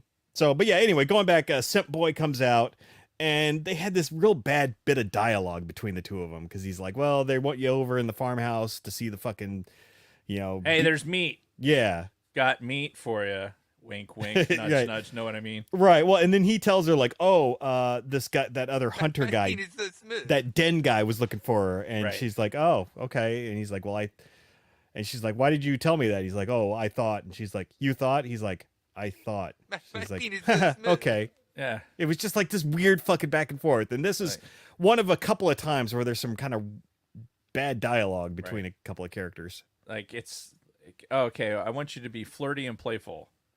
Like, hey Zach, do you know what flirty and playful sounds and looks like? Because whatever This is you not just, what it looks like? No, he did the exact opposite. So, but maybe he was in character. Maybe his character has zero. Like, all right, stand there, be nerdy and awkward. My penis so smooth. Yeah. Oh, you thought?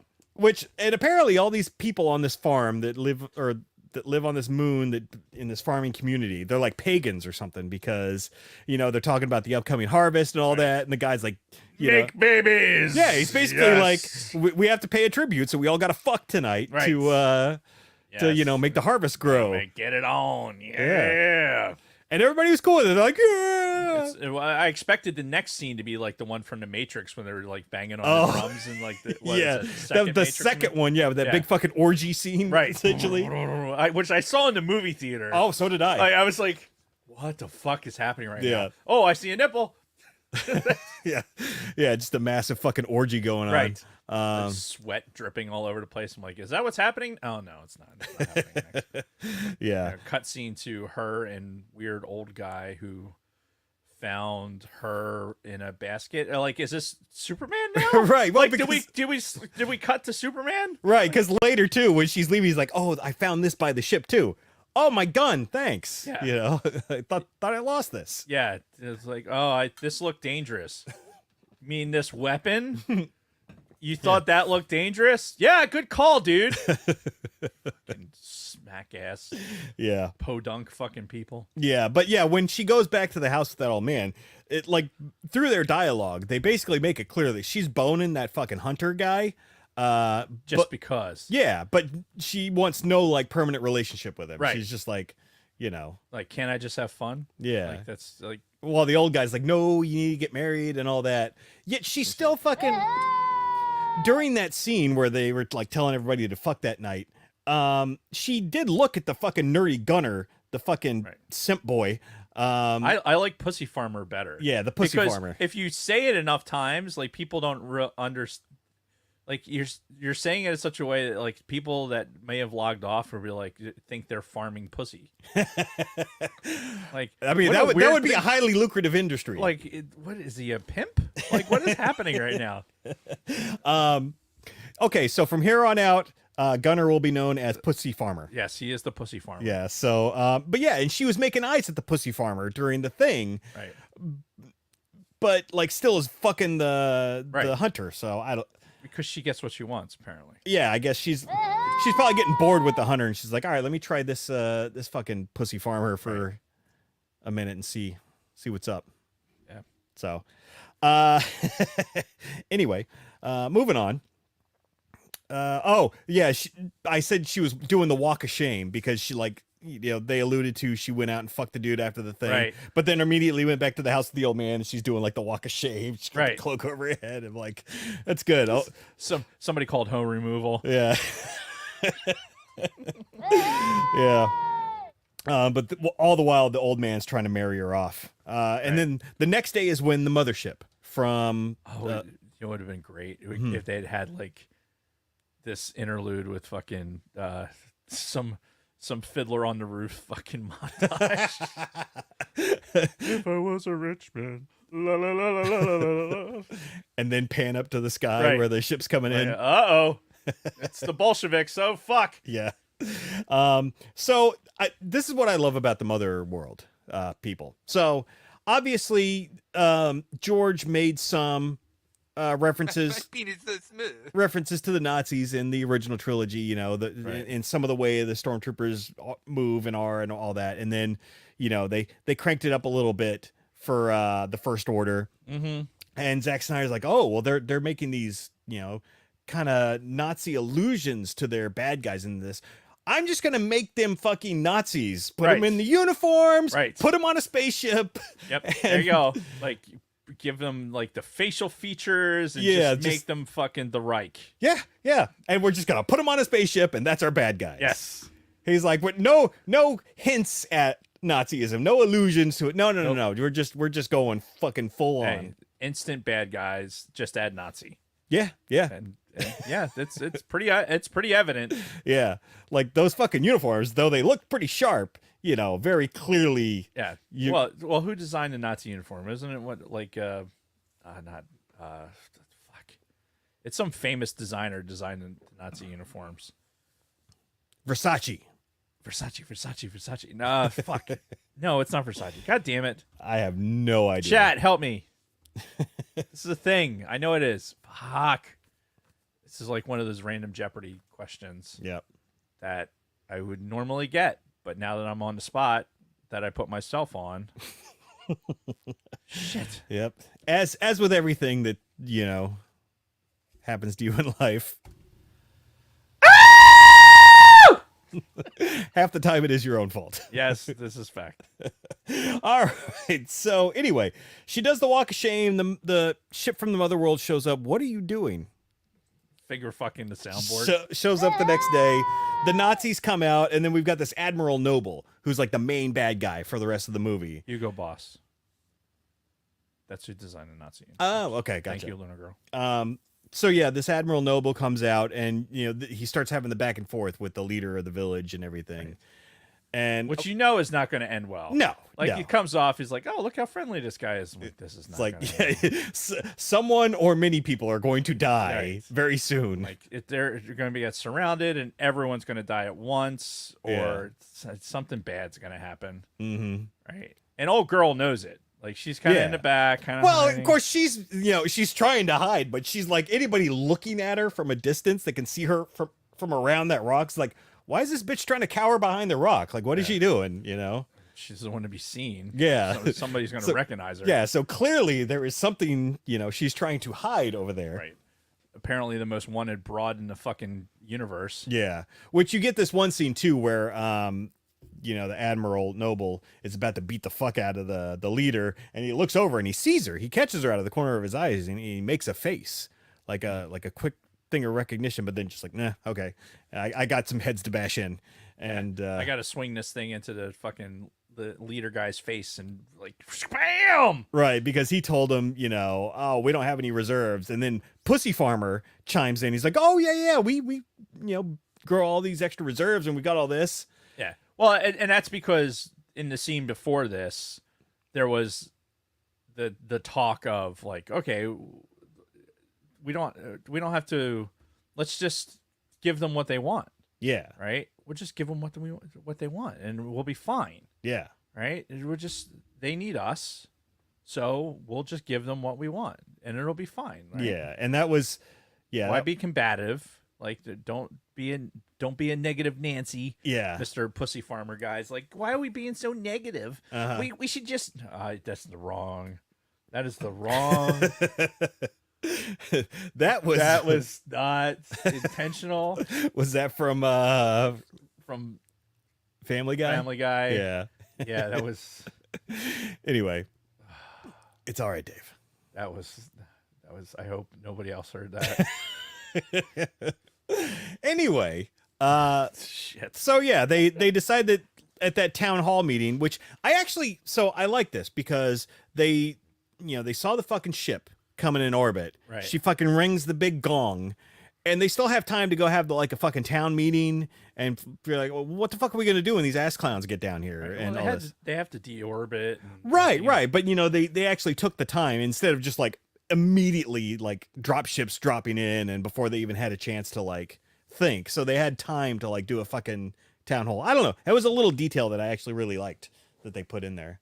And I noticed it the first time I watched it. Yeah, that's valid, I guess. Yeah. Just doesn't really mean much, but just one of the little things that I like.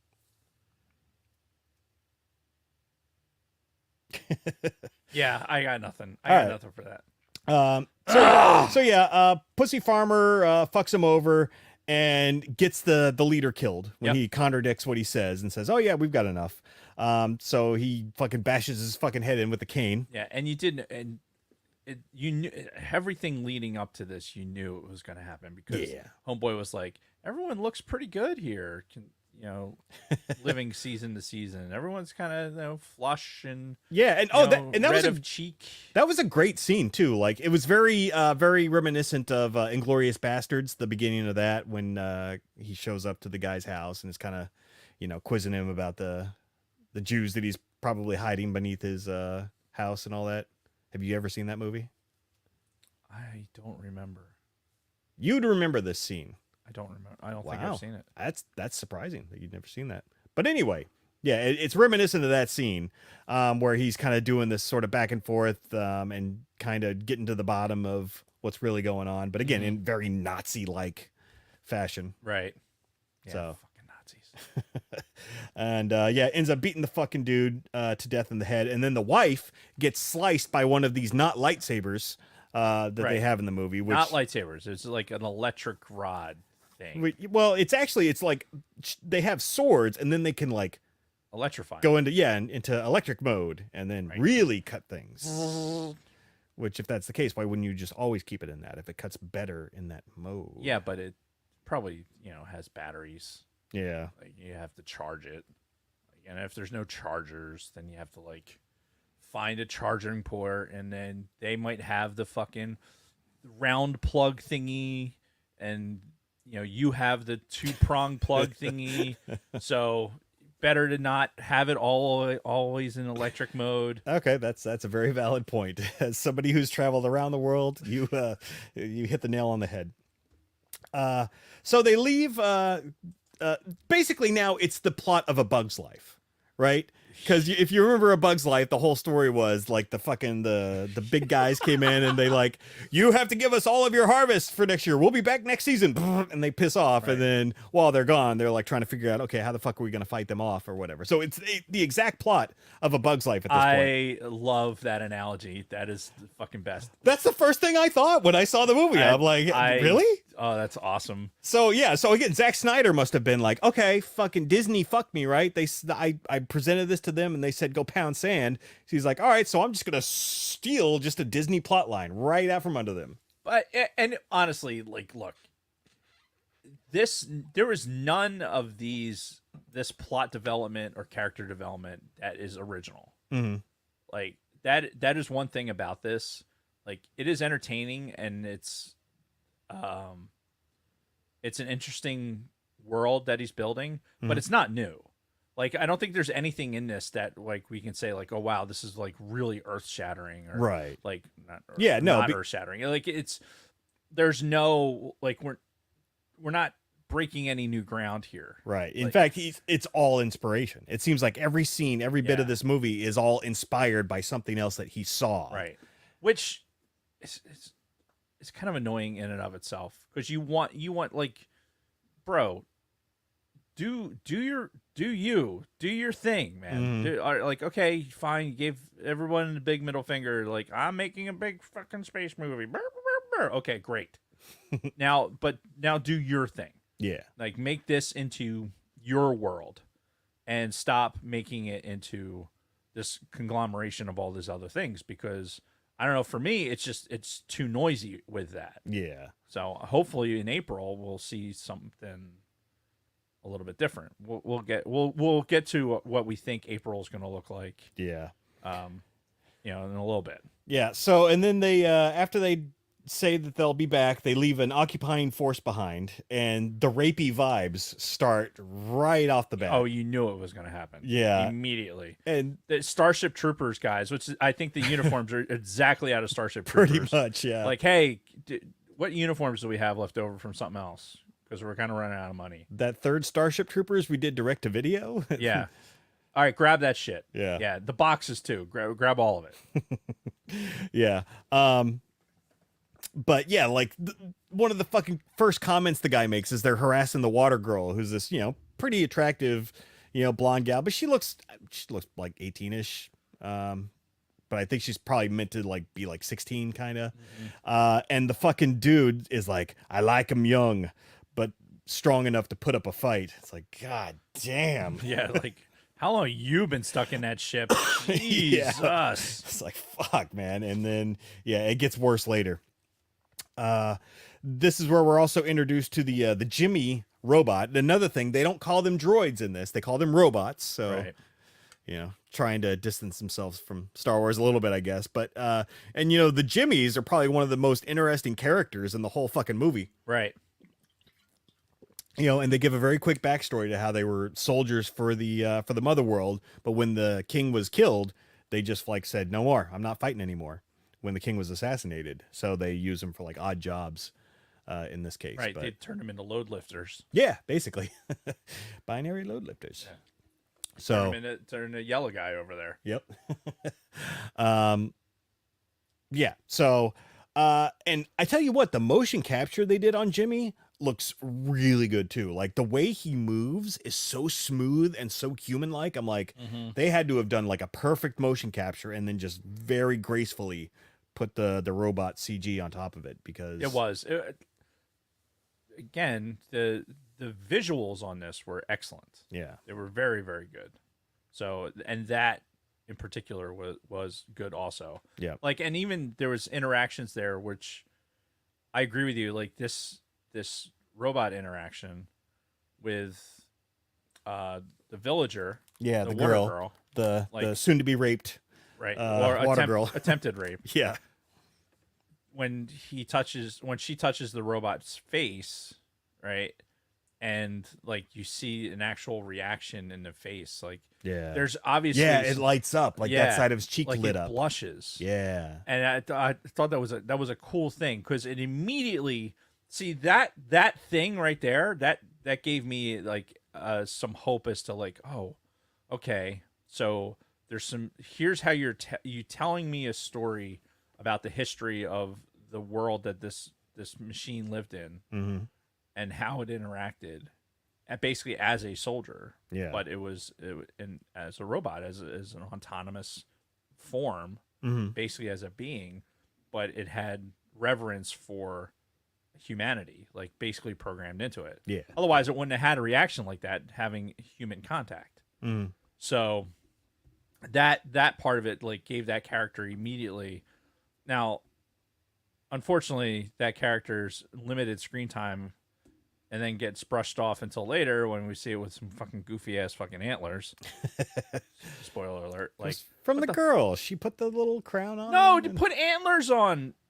He had at the end of the fucking. I know, but like, they had what's with the fucking antlers? I don't know. There could be a whole story behind him that we don't know. All the stories you're going to tell us, and that's the one you're not going to tell us. How he got how the Why robot got does he the have antlers. fucking antlers on? Maybe he's trying to be a scarecrow because he's mining the fields and everything. But they need elk. They need meat. But like when they had meat in the village, it was the first time in months. Right. What does that have to do with him? My penis is smooth. But if he's acting as a scarecrow with antlers on, then would he be scaring away the fucking elk? No, he's still trying to scare away the birds. But just maybe the Birds antlers don't give help. a shit about elk. I don't know. They ride on their backs and shit. Haven't you seen National Geographic? Maybe it's a trap. Maybe he It's a waits. trap! Maybe he waits for the birds to land on it and then just fucking pew. I don't think you'd do that. I feel like this is he would have a song for the birds. He would sing to the birds like, Yeah. "Oh, this is the king." Tweedledee. Then they come flying, and then you're like, ah! Yeah, Why the antlers, Zach? Why? It's a lot of why questions we have for Zach. But Jesus Christ. continuing on. So yeah, after this, we get the scene where they fucking go to rape the water girl for real this time. Right. Like literally, like go in, grab her, pull her into the fucking barn, and they're about Right. to close the door and fucking, you know, Dude. pull a train, as the kids would say. Yeah. My penis so smooth. Yeah. A whole gaggle of them. Yeah, yeah. Except for the one kid, who's Right. you know, from the very time we first saw him, you know, he's always been getting bullied by these other guys. Right. So clearly he's not that dedicated. 37. My girlfriend sucked 37 dicks. In a row? What? Why? In a row is what I was going for. Oh, there. gotcha. Oh, that's funny. So yeah, no, they were all about to fucking gangbang girl when Cora overhears, because Cora's like, I'm out of here. Yeah. You guys are gonna work with these fuckers. I'm gone. Yeah, peace out. Like the old man was trying to talk her into like, hey, you need to be staying, like blah blah blah, and running, and I took you in, and blah blah blah blah blah blah. And she's like, fuck you, old man. Like that ship showing up here, like you're not gonna plead to my fucking like no. Mhm. I'm out. Yeah. Deuces. Yeah. Until fucking screams of you know, Of rape. someone, Yeah. someone being raped. Like, Yeah. So God damn it. we've said rape a lot today. Yeah. Oh yeah. My Yeah. penis so smooth. Because she's like trying to get on the fucking horse, and then she hears the screams, and yeah, it's kind of like that Ben Affleck meme. And she sees the axe, and she's like, "Well, fuck. All right, here we All right. go." Yep. Here it is. Yep. I'm gonna have to kill a bunch of motherfuckers. And we saw this scene in the first teaser, so you know, people know how this one goes. She beats the fuck out of all the guys in the barn. The little skinny soldier helps out a little bit. But then the cool scene was when the fucking Jimmy, the robot, ran back in. And the guy tells him he's got the girl, and he tells him, fucking shoot him, you know, because he was the last one left. And he picks up the gun, and he's holding the gun sideways like he's looking at it. And the guy's like, what the fuck you waiting for? Boom! And he just like blows the guy's fucking head off. Yep. It was, that was pretty awesome. Yeah. It was nice. It was like the no-look shot, you know? It's like I'm just gonna hold this and like, oh, I don't know what happened. No, I'm just gonna put this down. Like, yeah, you could tell it was against his system. Yeah, because he dropped it and then he ran away. And again, that running animation when he left the barn just looked fantastic. Yeah. So yeah, now at this point, well, fuck, we've killed the occupying force, so they're gonna know something's up when they Yeah. come back. Like, hey, TK421, why aren't you at your post? Oh shit, nobody's answering the radio. We're all fine here. How are you? Yeah. Oh shit. Yeah. Well, we're gonna have to fight now. Yeah. So now she's like, well, all right, old man, I'll do what you want. and Right. No. That's not what happens. She's like, all right, we're gonna fight, Yeah. but I'm gonna go, and I'm gonna go round up some more troops. Wink, wink. Like, we're gonna go. Yeah. Promise, nobody's gonna show up while we're gone. Yeah. No, it's just not gonna happen. Yeah. Like, that's gonna take time. Don't worry about it. But I'm gonna go, Mhm. and I'll take Pussy Farmer with me because you know I'm gonna need something to fucking bounce around on while I'm out. Yeah. And yeah, that's what's gonna happen. Mhm. So just sit tight. I'll be back in a little bit. Yeah. And I'll have a whole army with Hey, me. I'm gonna go get some milk, and I'm gonna be back. Yeah. Just yeah, take their guns and yeah, put some antlers on the fucking robot, and I'll be back.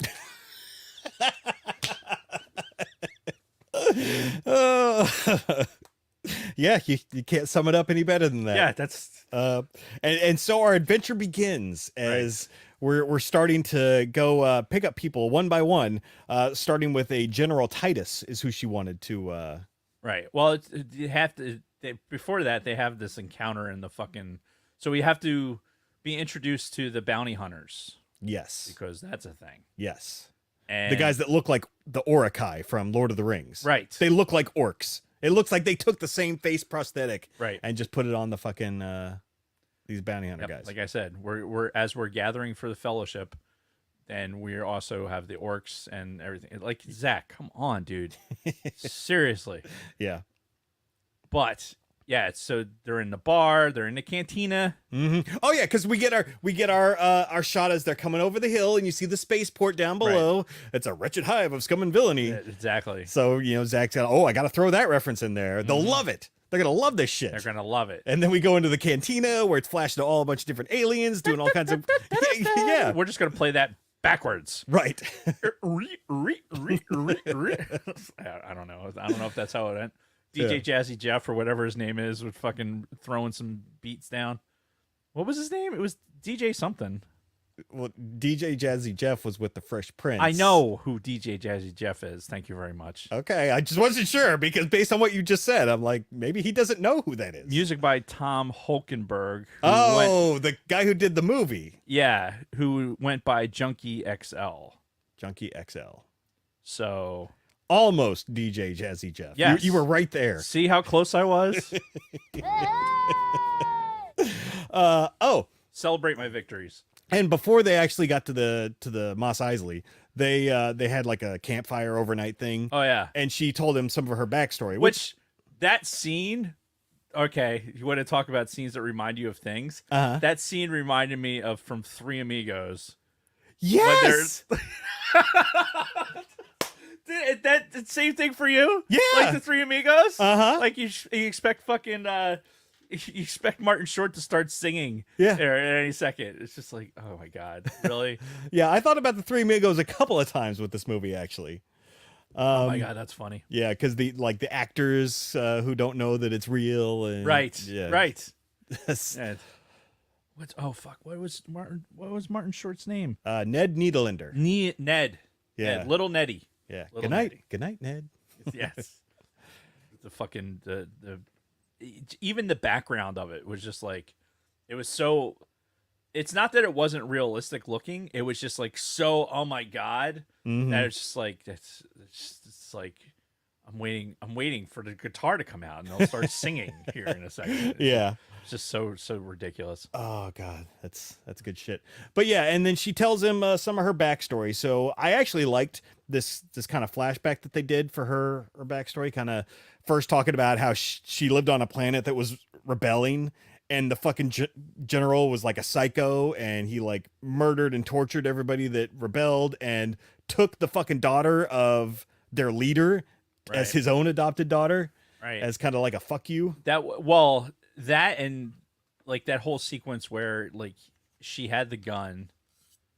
What I thought was interesting, and it did give some depth to the character, was, she had the gun and he walked up to her and he basically, it was a test of her, like her balls, basically. Yeah.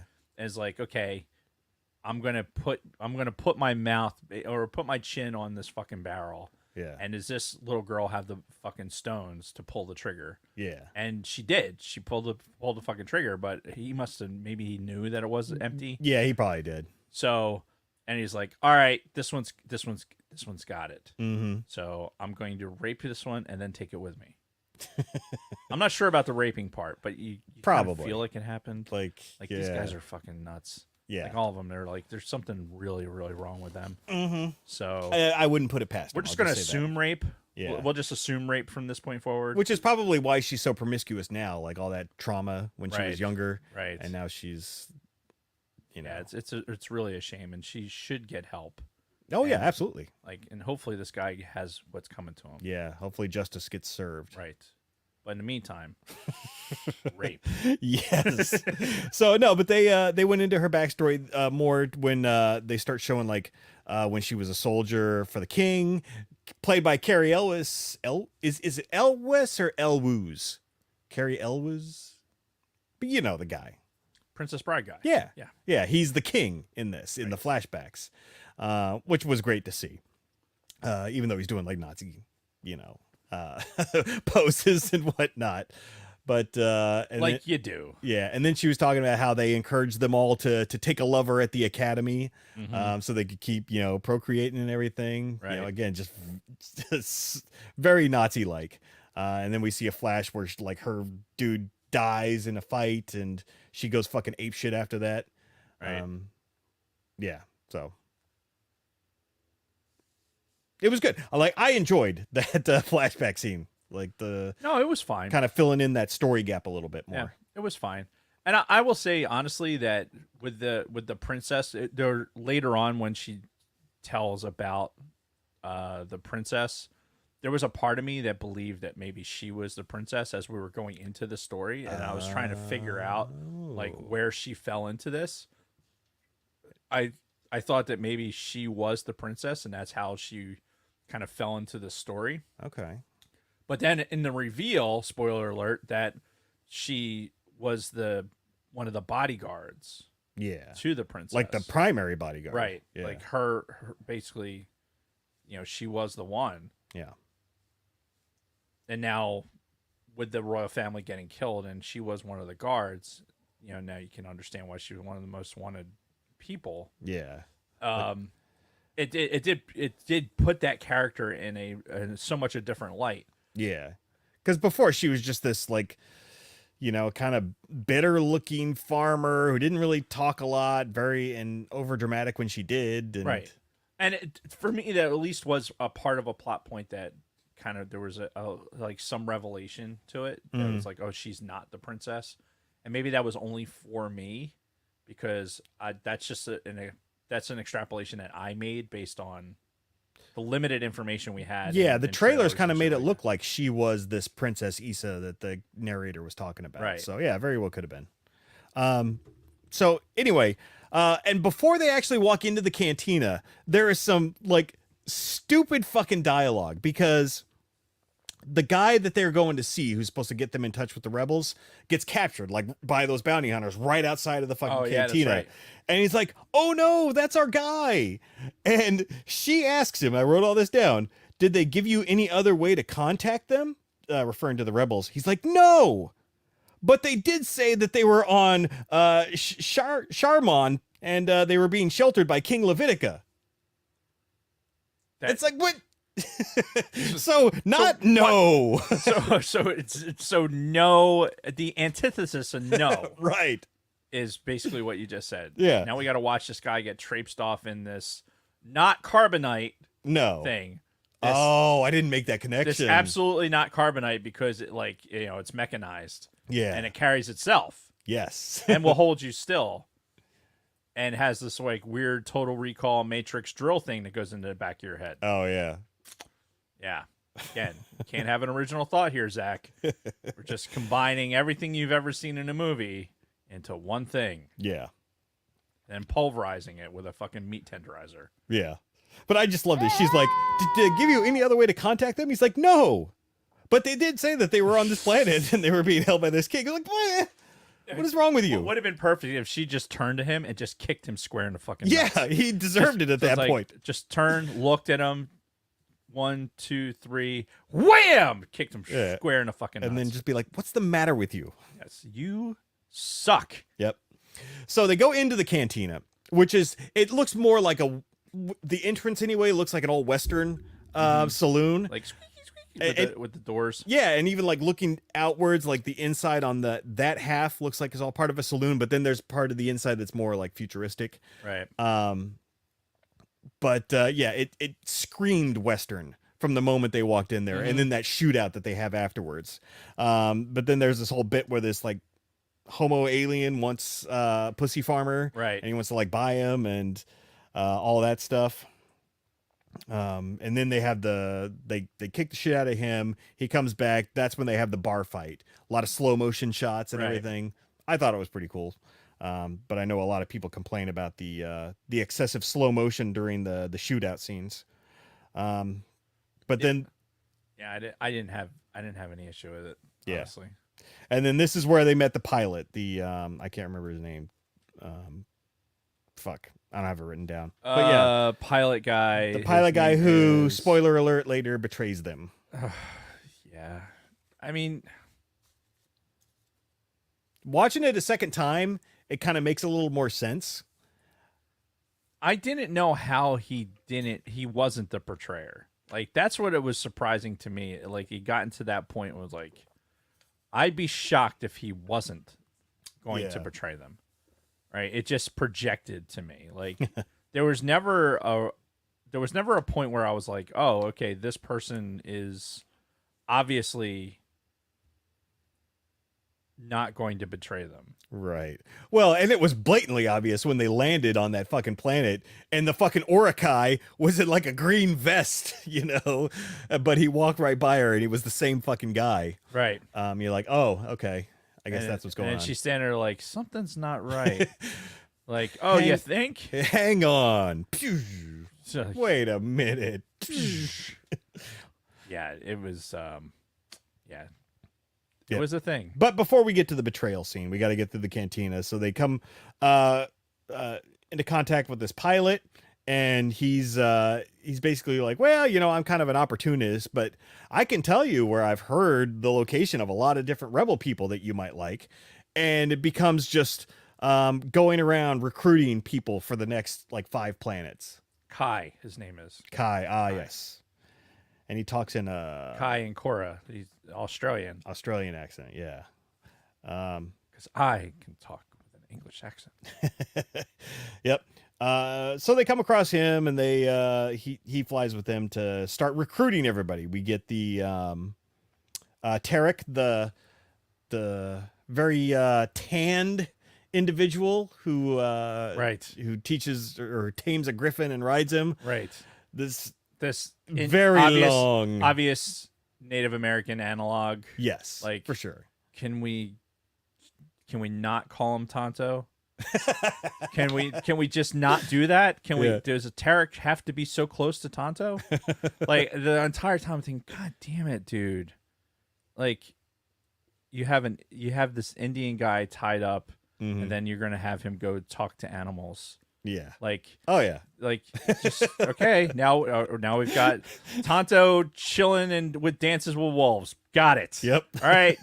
How many movies can we jam into this 2 hours and 40 minutes? Yeah. A lot, apparently. A lot. So yeah, we get that whole scene, and that taming scene seemed to take forever. Right. Like, I get it. It probably would take a long time to tame a griffin to ride it, but we didn't need to see all 5 minutes of it. I'm pretty sure that in How to Tame Your Dragon, like even though it was animated, they did it pretty quickly. Yeah. With the same result. Yeah, because you know what we never thought about again as soon as they left that planet? That fucking black griffin that he tamed.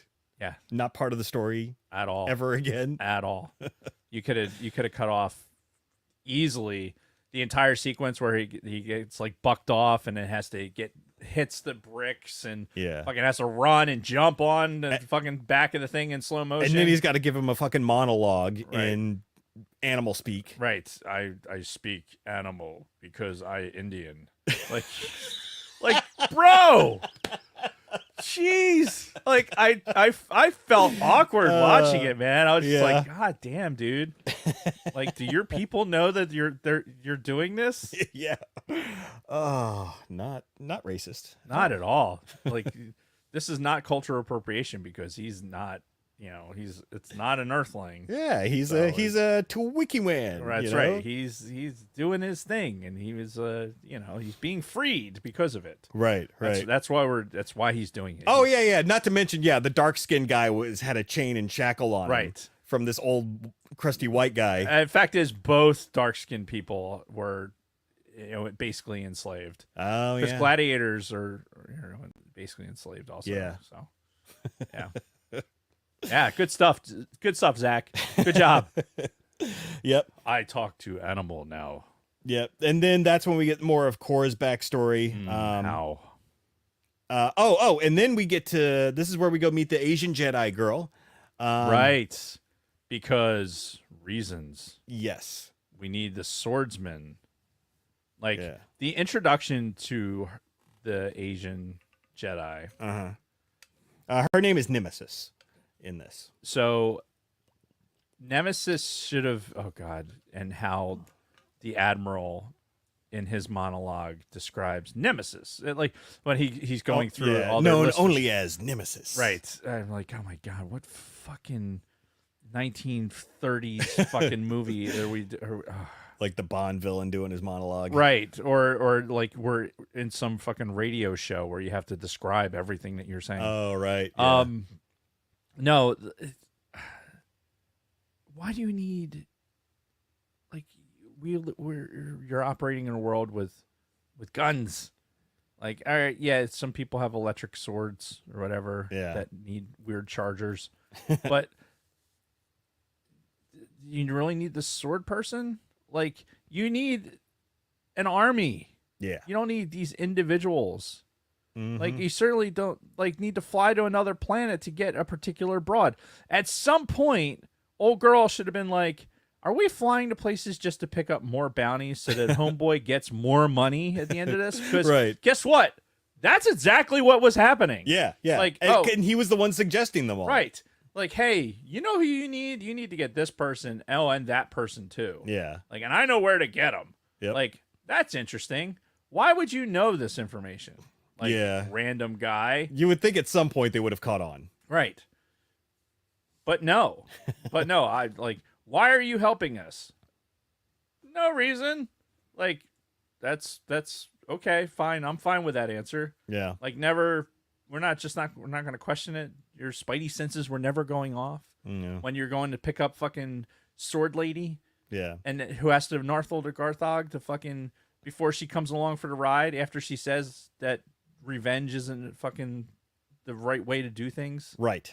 Yeah. But then use revenge to get fucking General Tight Ass. Well, Nemesis didn't. It was Korra who but did. she absolutely, but they got Nemesis and then went and got Titus. Yeah. Like, oh, you're looking for some consistency here. Yes, that would be phenomenal if we could have like the spider fight and then go find drunk black gladiator guy, and then like be hosing him off in a weird way. Yeah, like, but they didn't clean his face, and that really annoyed me. Like, they cleaned all back in it, and they started to get to the top of his head, but they didn't clean like the front of his head and his she's face. like, all right, stop. Like, and I'm like, no, just finish. Spray his face. Just spray it. Just right there. Just right there. You have something right here. Yeah. Yeah, and then it's like he might as well have a Starbucks cup in his hand. Like you see, he had like a flask or something. Mm-hmm. Like, all right, get the guy some fucking coffee, sober him up. Mm-hmm. You know, let's get him sobered up, right? And then next scene, he's like being hosed down with a fucking flask of fluid. I'm like, this is like what? Yeah, that's very ridiculous. It's very over the top. Like, you should just hook him up to an IV and do it that way. I mean, what the fuck is going on right now? Yeah. All right, get him some oxygen. We're gonna put him on the ship. Clean him up on the fucking ship. What do you like? The most elaborate fucking shower scene ever. Yeah. It's just, I was like, okay, like it. I didn't. It wasn't. I'll honestly admit that, like, as he was collecting the people for the ultimate bounty, that it wasn't until the ultimate bounty where I was like, okay, now it makes sense why they were getting these individuals. Yeah. Like, because Homeboy like wanted to get a bigger bounty. Right. What I don't understand is why old girl let that happen. Yeah. Right? Why she's so fucking smart. Yeah, and such a good master, fighter. Yeah, master tactician. And, right. How did she not like, hey, we need an army to go against like the army that's going to show up. Not the fucking sword lady. Right. Who got beat up by the goddamn spider. Like, she eventually killed her. Yeah, with help. Yeah. She had fucking help. Yeah. Like, and then she stands there like, I didn't want to do this. This is not something to be proud of.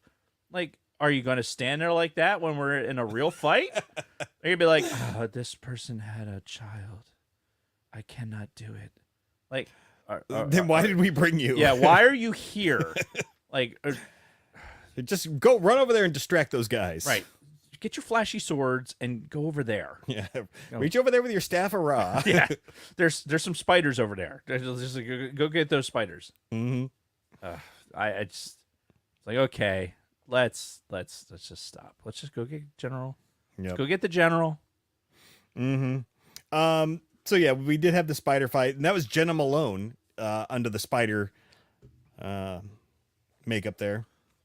Yeah, and they did that like for as grotesque as it was. Like Yeah. they did a good job with that. Yeah, It I was liked ri- it. I even It was ridiculous, but but I even liked her backstory. How she like was a native of that planet, and then the miners rolled in, they and killed all my people. Like Yeah. I think Tonto has this very similar story back here. Like, hey Tonto, you got something for this? right. It's good stuff.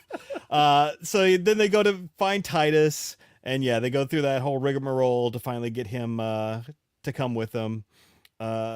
We see the scene where they got that captured informant, and they get the information from him as to where the brother and sister who are like in charge of the rebels are. And he also tells them the same thing that fucking Pussy Farmer knew, like, hey, they're on this planet being held by this king. There's a point where they're about to go to their final destination, and it seems like Korra is actually flirting with fucking Kai, the Yeah. gun for hire. Yeah. Well, Yeah. She probably is like, Pussy Farmer's not as much fun anymore. Let me go try out some of this other guy. Yeah, but she was ready to take a ride on the Kai train before the betrayal. And then they meet up with the brother and sister. The brother and part of his army goes with them. The sister's like, nah, fuck this, and she leaves. Then they all land on the planet where they get betrayed. But before that was when they went and talked to that king, that fucking squid-looking alien guy, the king, because he was the one who was harboring the rebels. And of course, Admiral Noble, once he gets the information he's looking for, he beats the fuck out of him again. He kills him with his fucking cane. Right. But you get this fucking shot from the side of him just like swinging for the fucking fences. Yep. At dude's face, and like chunks flying off Yep. when he hits him. I'm like, fuck. Yeah. Like, ow. Like you would never see something that brutal in Star Wars. No. No, you won't. So I thought that was pretty fucking crazy. Then yeah, they land on the fucking planet where they're offloading cargo. The orc in the fucking contractor's vest walks by her, Right. and she's like, that's weird. Right. They Something's not right. yeah. Like now you're suddenly fucking your spidey sense starts going off. Yep. And then they all get fucking rolled up by those not carbonites. Right. And then that's when Noble comes out and give his fucking monologue. And tells us when Kai's like, don't look into boxes. I don't want you to think less of me, or don't look into boxes because it's a trap. yeah. Fucking morons. Yeah, they fell right in that one. And then Admiral Noble comes out and he's giving his big monologue, telling us the backstory of each one of the people. Right. And I just thought that to me was just so clunky. Like going to each and every single one of them. Like, why was that necessary? Go right to the broad. yeah, That's the one. Fucking everyone else is whatever. Go right to the fucking broad. Like, we didn't need all the fucking. no, Like, okay, hey, yeah, everyone else, this is like, good job, dude, picking up all these other people. Like, but here's the big tuna. Pay the man, yeah, and then all hell breaks loose. yep. And then they try to make Pussy Farmer kill her with the fucking zzz on the back of the neck. Which why even use him at that point? Yeah, Like, it was weird because I think Kai was probably gonna like try to enslave him or something. Maybe Kai wanted that ass. Yeah, he maybe. might have. Man, everyone wants that dude for some reason. Yeah. You got fucking weird alien guy. Yeah, this You have- no idea. Yeah, you got Kai, You got and you got Kai, Korra allegedly. Man, Yeah, dude's got something. yeah, Got something going on down there. must be the beard. And then this pretty much leads to the big final fight. Pussy Farmer does something right for a change, doesn't kill her, helps break her free, and then she's able to, with a fucking massive army of people with their guns just pointed right at her and her friends, she's still able to dodge, get behind some cover, get yes, Satan. Get behind some cover, get everybody else free, all while nobody takes a fucking shot from this, again, massive wall of troops that were just right there. now all of a sudden she's got them all by surprise, and she Well, so I guess it was like now they're using the classic in an actual gunfight, like nobody can actually hit anything right. because the adrenaline, like Okay. you can't hit targets. I'm assuming, and that trained marksman. I don't know. Can you feel how hard I'm reaching? Hey, yeah, I'm buying it. Do you feel it? Whatever you're laying down, I'm buying. Oh my so God. that sounds good to me. And yeah, it just leads to this big final fight. All kinds of crazy stuff going on. I don't want to get into the details of everything, but yeah, it's a pretty crazy final battle, especially once like everybody gets free and they're all fighting. It was pretty cool, I thought.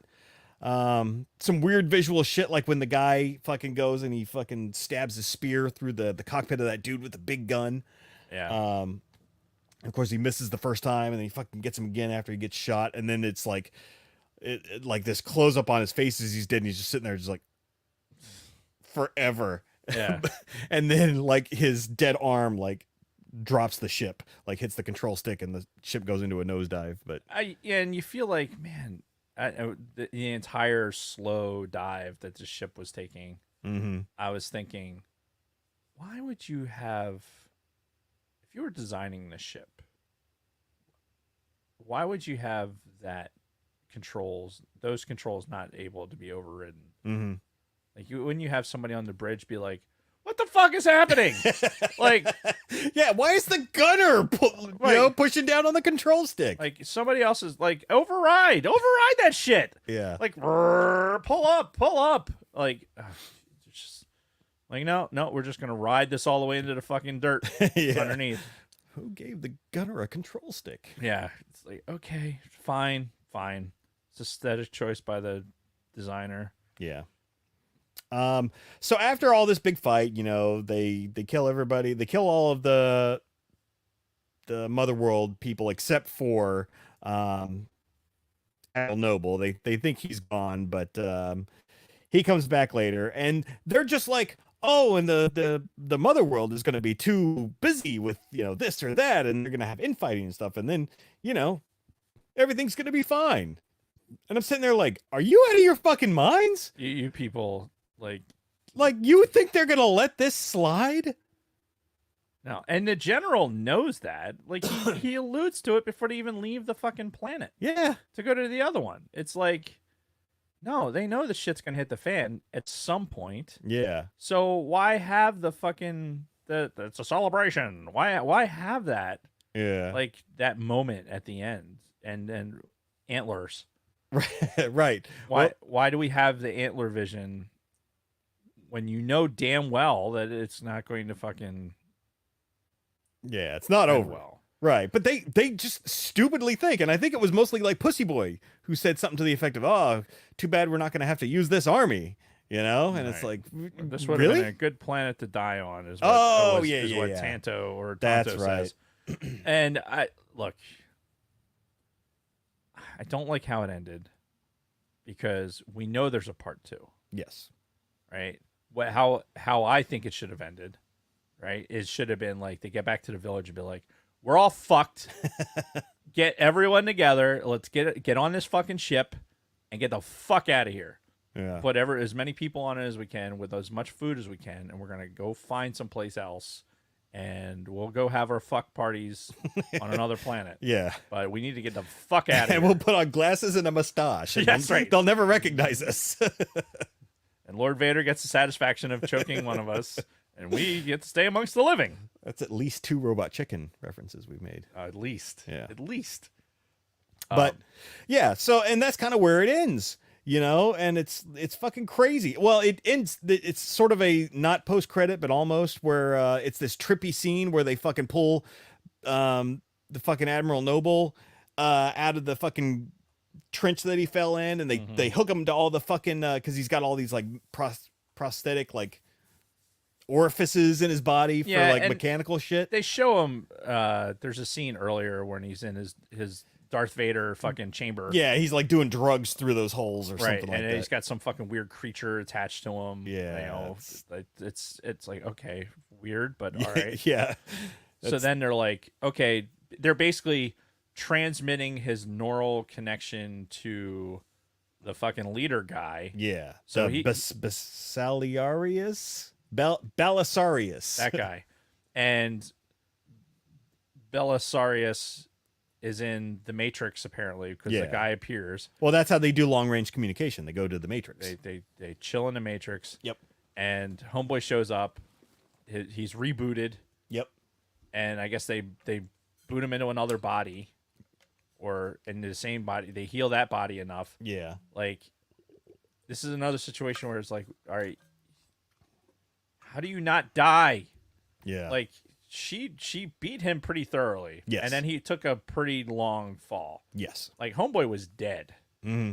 But it's like He's got all those cyber implants, I guess. or they did some Princess Bride shit, and they fucking like to believe, they fucking they blew into him. Like, it's like, oh, okay, Yeah.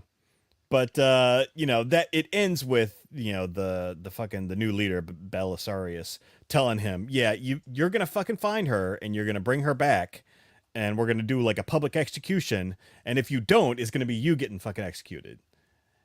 And then that's kind of where it ends. right. Like, can he die? Like, I guess if they don't reboot him, then if you die in real life, you die in the Matrix kind of thing. Like, what the fuck? What and does like why don't not all the troops have access to this capability? It's like only the Belisari. It's probably expensive to maintain. Is that what it is? Yeah, like the surgery itself is probably couple $100,000. Right, and then there's probably bandwidth issues too. Like, yeah, you don't want too many assholes on there. right. Satellite connection fees and shit like that. I get it. Yeah. Sidebar. I don't know if Helmet Fire is still on, but Ray Porter, who's one of our favorite Audible guys, like readers, like speaker of book guys. Narrators, thank you. Jesus Christ, Dave. Speaker of the word guy. Yes. Reader of book guys. Jesus Christ. Anyway, Ray Porter was playing Hickman, the guy who said, "Hey, I'll free you if you ride the fucking Griffin." Yeah. That was Ray Porter, and Ray Porter is the guy who does those books. Oh. Yeah. I was scrolling through IMDb and I came across his name. I'm like, huh. And then I opened it and it's like, yeah, that's Ray Porter. Hopefully he doesn't look like that in real life. That's what he looks like. Well, he's not that fat, but what about his teeth? His teeth are better than that. Okay, good. But he looks like a comic book nerd. I mean, that's what he looks yeah? like. He doesn't sound like that at all. No. Like when you hear him in the books, you don't think he looks like that. But then when you see him, he's like, oh, okay. Yeah, even in fucking Rebel Moon, like I caught some hints of a fucking slave master in his voice. Yeah, and it's funny now when I watch it again, I'll have to like really listen to the voice because Ray Porter does some of my favorite books. Huh. And now I'm gonna have to listen to it with that ear to see if I hear one of Ray Porter's characters. But that's interesting. So that's pretty much the movie. Any final thoughts on it as a whole? No, again, we're going to see it again. I'm going to watch it again, and it'll be before, if not sooner, it'll definitely be before the Part 2 comes out. Yeah. What do you think Part 2 is going to entail? Because now that we have some idea of like characters and story and everything else, so now we can actually speculate with some degree of clarity. Yeah. What do you think it's going to be? I mean, for me, I feel like it's going to be a majority of it's going to be the whole, oh shit, they are coming for us and we got to get ready for fucking war. And it's going to be them prepping for an invasion on the moon. And then more backstory filled in. Like I want to know what the fuck actually happened to the princess. Cause they said, yeah, she was assassinated, but we didn't see it. And especially if Cora was her bodyguard, well, what the fuck? Right. And more than likely it was probably like a setup from her adopted father. He probably put her in that position just because he knew he could exploit her and eventually kill the kid. Because I'm sure the dad was behind the assassinations. Oh, I'm sure. So well, hopefully it's not that simple. Like what I would like to see is something a little bit more,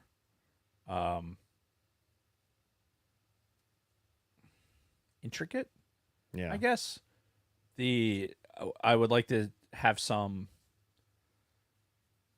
I don't want to have more character development. I don't want to introduce anything else. Like, okay, we've done our world building, we have our character development. Now let's enable the fight. Yeah. Let's get that shit together. So it's like, okay, all right, we're gonna be fat, dumb, and happy, but this is how long it takes them to get to a certain spot. One thing that's a little inconsistent, I think, is how long it took them to get to where the king Leviathan or whatever the fuck his name was. Leviticus. Yeah. That guy. Leviticus. Isn't that a chapter in the Bible? Hold on. Did I get that right? Oh, Levitica. Okay, fair enough. My mistake. Yes. Yeah, well, that's eerily close. I wonder if there's some sort of correlation. Anyway, if Leviticus is when they got to him, they got to him quick.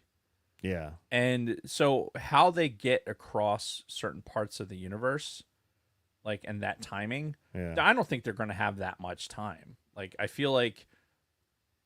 But if they use wormholes, isn't that instantaneous? I think wormholes have to be in certain places, though. Oh, yeah. Kind of So- like hyperspace lanes? It's don't get me started. Yes, there are hyperspace lanes, Yeah. but that's not the only way to fucking go into hyperspace. But would there be a wormhole lane? Is that what you're saying? No, what I'm saying is, like, if you're going to respond to what happened to this, right? Because Belarusian or whatever, Belisarius knows that, hey, we know where they are. We know where they are in space, and they've traveled there before. Right. So now you've rebooted your fucking boy. You're going to load him up on another fucking ship, and with an army to go back to that planet. This time with probably more. Yeah, Right. you would think. You're going to plan for worse, hope for the best, Yeah. and that's going to take a certain amount of time. So, but it's not going to take an infinite amount of time. No. Like, and I can't imagine that they're going to be so foolhardy as to go back and be like, oh, we're, that idea of like, oh, we're safe. Yeah. Like, that's Hopefully that was just a fleeting thought, and right. They Like, she knows better. Like, oh, I have someplace to call home now, until they come and destroy your fucking world right. again. Yeah. Which they could probably just do it from fucking orbit if they really wanted They to. had the giant cannons that they were Yeah. fucking. They took out Leviticus with. So Yeah. Yeah. Yeah. Those So big fucking things. I'm sure they have fucking dreadnoughts that can fly in and do that. It's like, so, like, I don't have any real emotional investment in any of these characters or in this movie at all. So, but because I was entertained, I would like to, like, hey, enough with the character development, enough with the world building. Let's fucking prep for a big fucking blowout battle. Yeah. They're gonna come. They're just My penis so smooth. if my hand wasn't at the button quick enough. Oh god. They're gonna come and grab Cora, Yeah. right? She's gonna put up a vicious fight, but Noble's gonna get her, and she's gonna have to go in front of her father. There's gonna have to be Oh. some redemption there. Oh, you think they're gonna come rescue her, or No. or this is gonna be like her and the Death Star, Basically, fighting the Emperor and Vader. yeah. Yeah, she's gonna, like, I think Noble is going to seize, bound, and rape fucking Cora or do whatever. Like, he seems pretty androgynous, actually, so he probably gets jerked off by that squid thing. So he probably won't do that. Oh yeah, I'm sure there's some sexual shit going on. With There those, has to be. with those snakes. He was Yeah. enjoying that way too much. Oh yeah. So many space age tubes connecting him. Yeah, there's no way. But I think she ends up, once she gets captured, gets in front of the father, and then there's like the confrontation there. Like, we're going to see all of that. Yeah. Smirking Bear brings up if part 3 will happen. Well, they've only made 1 and 2. Like Right. those are the only one. It was a 2-movie deal. But I mean, if it's successful, they'll go back to it or back to this universe. And that would be cool, but I don't necessarily want to, like, if you can finish it in 2 parts, then finish it. Yeah. Finish the story. If you want to continue to make something out of this universe, then do it. Yeah. Don't keep extending this fucking story. No. And Because I'm assuming this story will be resolved. Yeah. By the hopefully. end. Hopefully. Yeah, at least this farming community story. Hopefully. Get rid of the pussy farmer. Yeah. He's gonna drag on. He's gonna turn into a fucking hero. Yeah, Ferris Bueller, you're my hero. Yeah. I don't get it. But anyway. So yeah, and I'll just leave it with I enjoyed the movie overall. Yes, I have some issues with a lot of parts of it, but overall I was very entertained. Yeah. I would recommend seeing it.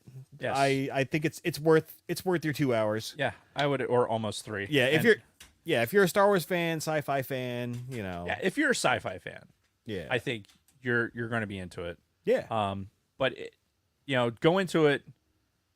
Don't go into it expecting Star Wars or Dune or something so big. yeah, Go into it fresh.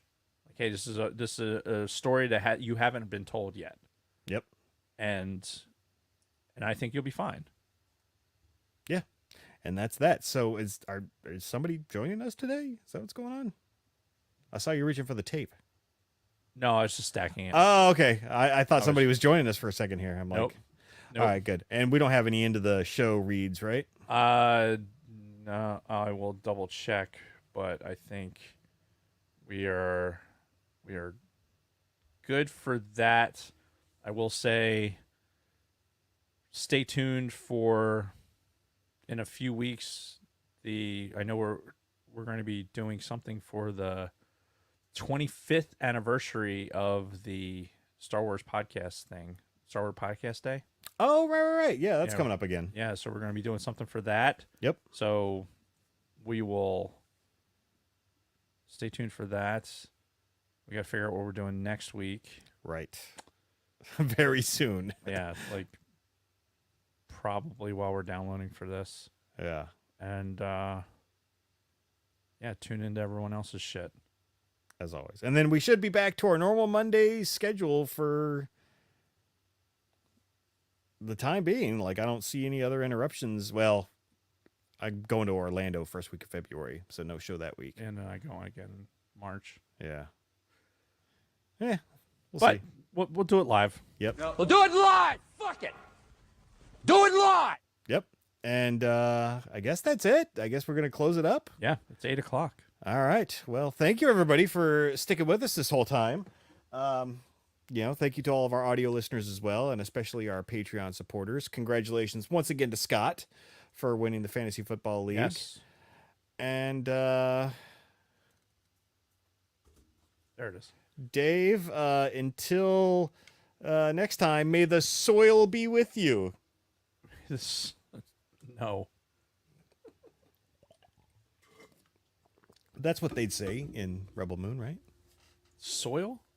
Because it's a farming thing? Yeah. May the soil be with you. You know what I have to say to that? What? A little something like this.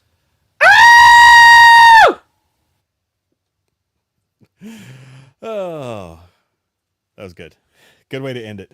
Yeah. All right, guys, let's close this up. But thank you again for joining us for this long. We love you. And Jets. No, they're busting Lunar Girls' balls. Oh, are they playing the? No. No, because the Eagles are playing the Giants.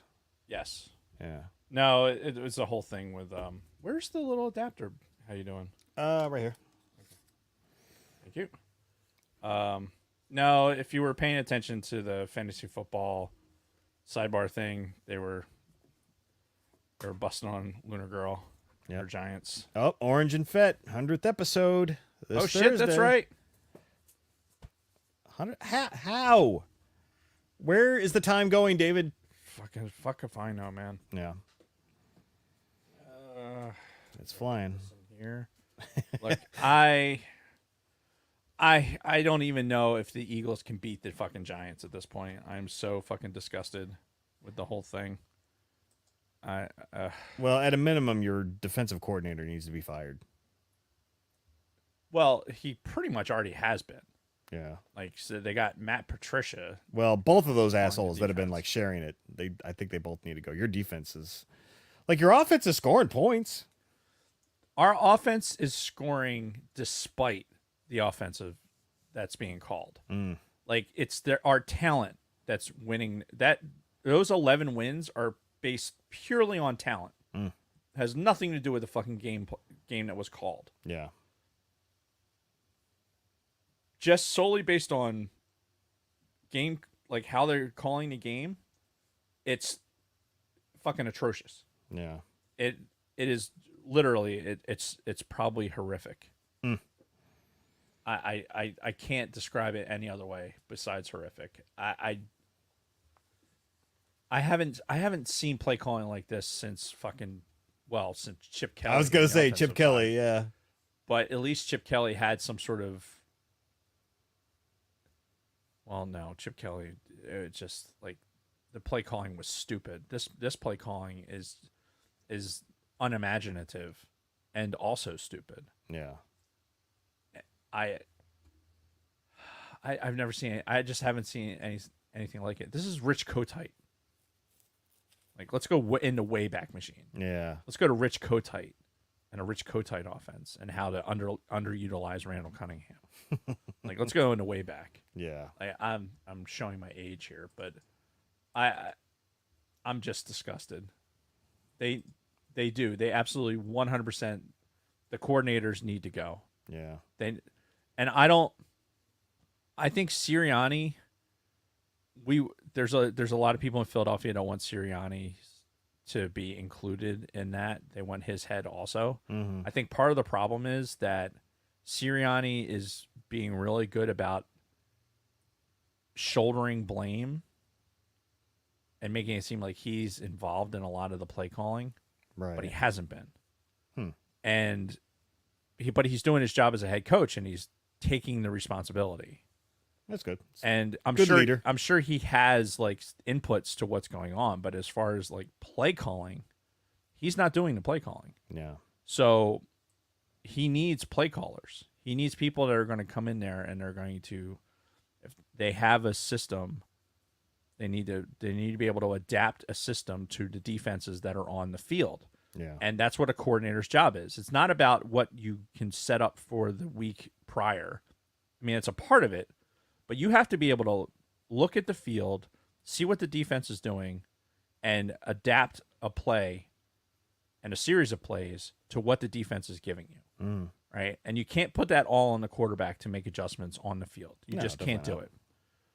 And some quarterbacks, you can get away with that. And I've listened to your quarterback give interviews too, and he does not sound like the sharpest knife in the drawer. I look, I'm not. I've been. I think everyone knows how I feel about Jalen Hurts. I mean, He's a good quarterback. Don't get me wrong. he's improved greatly, but I think that right now, because the coordinators are so bad, there's this like this narrative of dissent in the locker room that's happening. And it's because the players know that their talent is being wasted. Like these last years with Brandon Graham, Fletcher Cox, like they're done. Like they're in their, like Brandon Graham, I don't think has another season in him. Jason Kelsey, I don't see him playing another season. No. I mean, like, it's just, you have players that are at the end of their careers that you have talent that's behind them and you have a talented offense, but you need to be calling plays and adapting to win those games that you lost this season. Yeah. I mean, it's still they're a good football team because of the players that they have. But if you're not calling good plays, like if you're putting a formation out there that is not adapted to the defense that's on the field, then you're giving yourself less of a fucking chance. And that's what a coordinator's job is. Right. And that's what's happening to the Eagles. The coordinator is putting an offensive package on the field that does not have the best chance at having success against a defense that's out there. And that's 100% on the coaches. Yeah. 100%. And if you have a coordinator that's in the booth and you're looking at all this stuff, all the film, all the pictures, you're on the surface, you're doing all the things that you get in game to make those adjustments, and you're not because you either don't know how or you're too new because they're two brand new fucking coordinators that started this season. Yeah. Matt Patricia's older, but he's running the same fucking system. So it's you're what you're going to have is you're going to play to the level of your talent, which for this team, they have an extremely talented offense that's won them 11 football games. Do they win another one? I don't know. I don't know if they do. I think the Giants defense can beat the Eagles. That'd be rough. I mean, if they lose this last game, I might be with the rest of Philadelphia calling for Sirianni's head. But, yeah, like you said, the coordinator's got to go at a minimum. Well, and the tough part, too, is I don't know that the Eagles it depends on how it's all going to work out. I don't know how badly the Eagles are going to need to win this game anyway. Well, if Dallas is playing before them and, their game finishes and they know the results, then, yeah, I guess they could potentially. If they don't need to start Hurts, then why would you? Yeah. I mean, I don't know that I would. But yeah, especially with no bye, then yeah, no, you wouldn't want to do that. Come on, NFL. Do you really think I care about last week? I don't care. Okay. So yeah, that's Cowboys are a 4:00 game. Eagles are also. So they'll be trying at least in the beginning. Who's that? The Eagles and the Cowboys are playing at the same time. Oh, are 4:30 on Sunday. I think they're going to have to put the starters out. I think regardless, but I mean, no matter what, the Eagles are in the playoffs. So yeah, and it's all bets are off then. Yeah. So you have to look. Here's the thing. On this episode of Dave Does Football, I only want. Am I wrong? No. Am I wrong? Yeah, I don't want the Cowboys in the Super Bowl. That's all. I 100% agree with you. That would make me insane. I would burn this motherfucker to the ground. Yeah. Talk about an insufferable fan base. They are the absolute worst. They were the worst before the internet. Dude. Like long before the internet, Cowboys fans were the worst. I'll tell you, man. That shit, you would think that putting Jimmy Johnson in the fucking Dallas Ring of Fame was a bigger deal than the Hall of Fame. Yeah, ever was. Because the fucking network played it up so much. I'm like, are you serious about this? Like, who gives a rat's ass about Jimmy Johnson going into Dallas's Ring of Fame? Like, for Dallas fans and that fan base and those like dedicated, loyal Dallas fans, that's yours. That's your thing. That's your thing in your stadium. For a coach that won you a lot of football games, you should absolutely have your thing. Yeah. I'm not taking that away from you. But for the national media to jizz on this thing like it's a bukkake fucking festival is disgusting. Yeah, but they do that with the Cowboys for everything. It's every conversation always goes back to the fucking Cowboys. Yeah, and I hate it. It's the worst. It's the absolute worst. Yeah. Yeah. Anyway, I'm transferred over. Okay, then I guess we should probably end the stream. Yes, let's do that. All right, So good night, I can guys. get home. It's Taco Tuesday. Oh, yeah, it's raining tacos. tacos. All right, guys. We'll see you later. Have a good night. Back next Monday with some topic.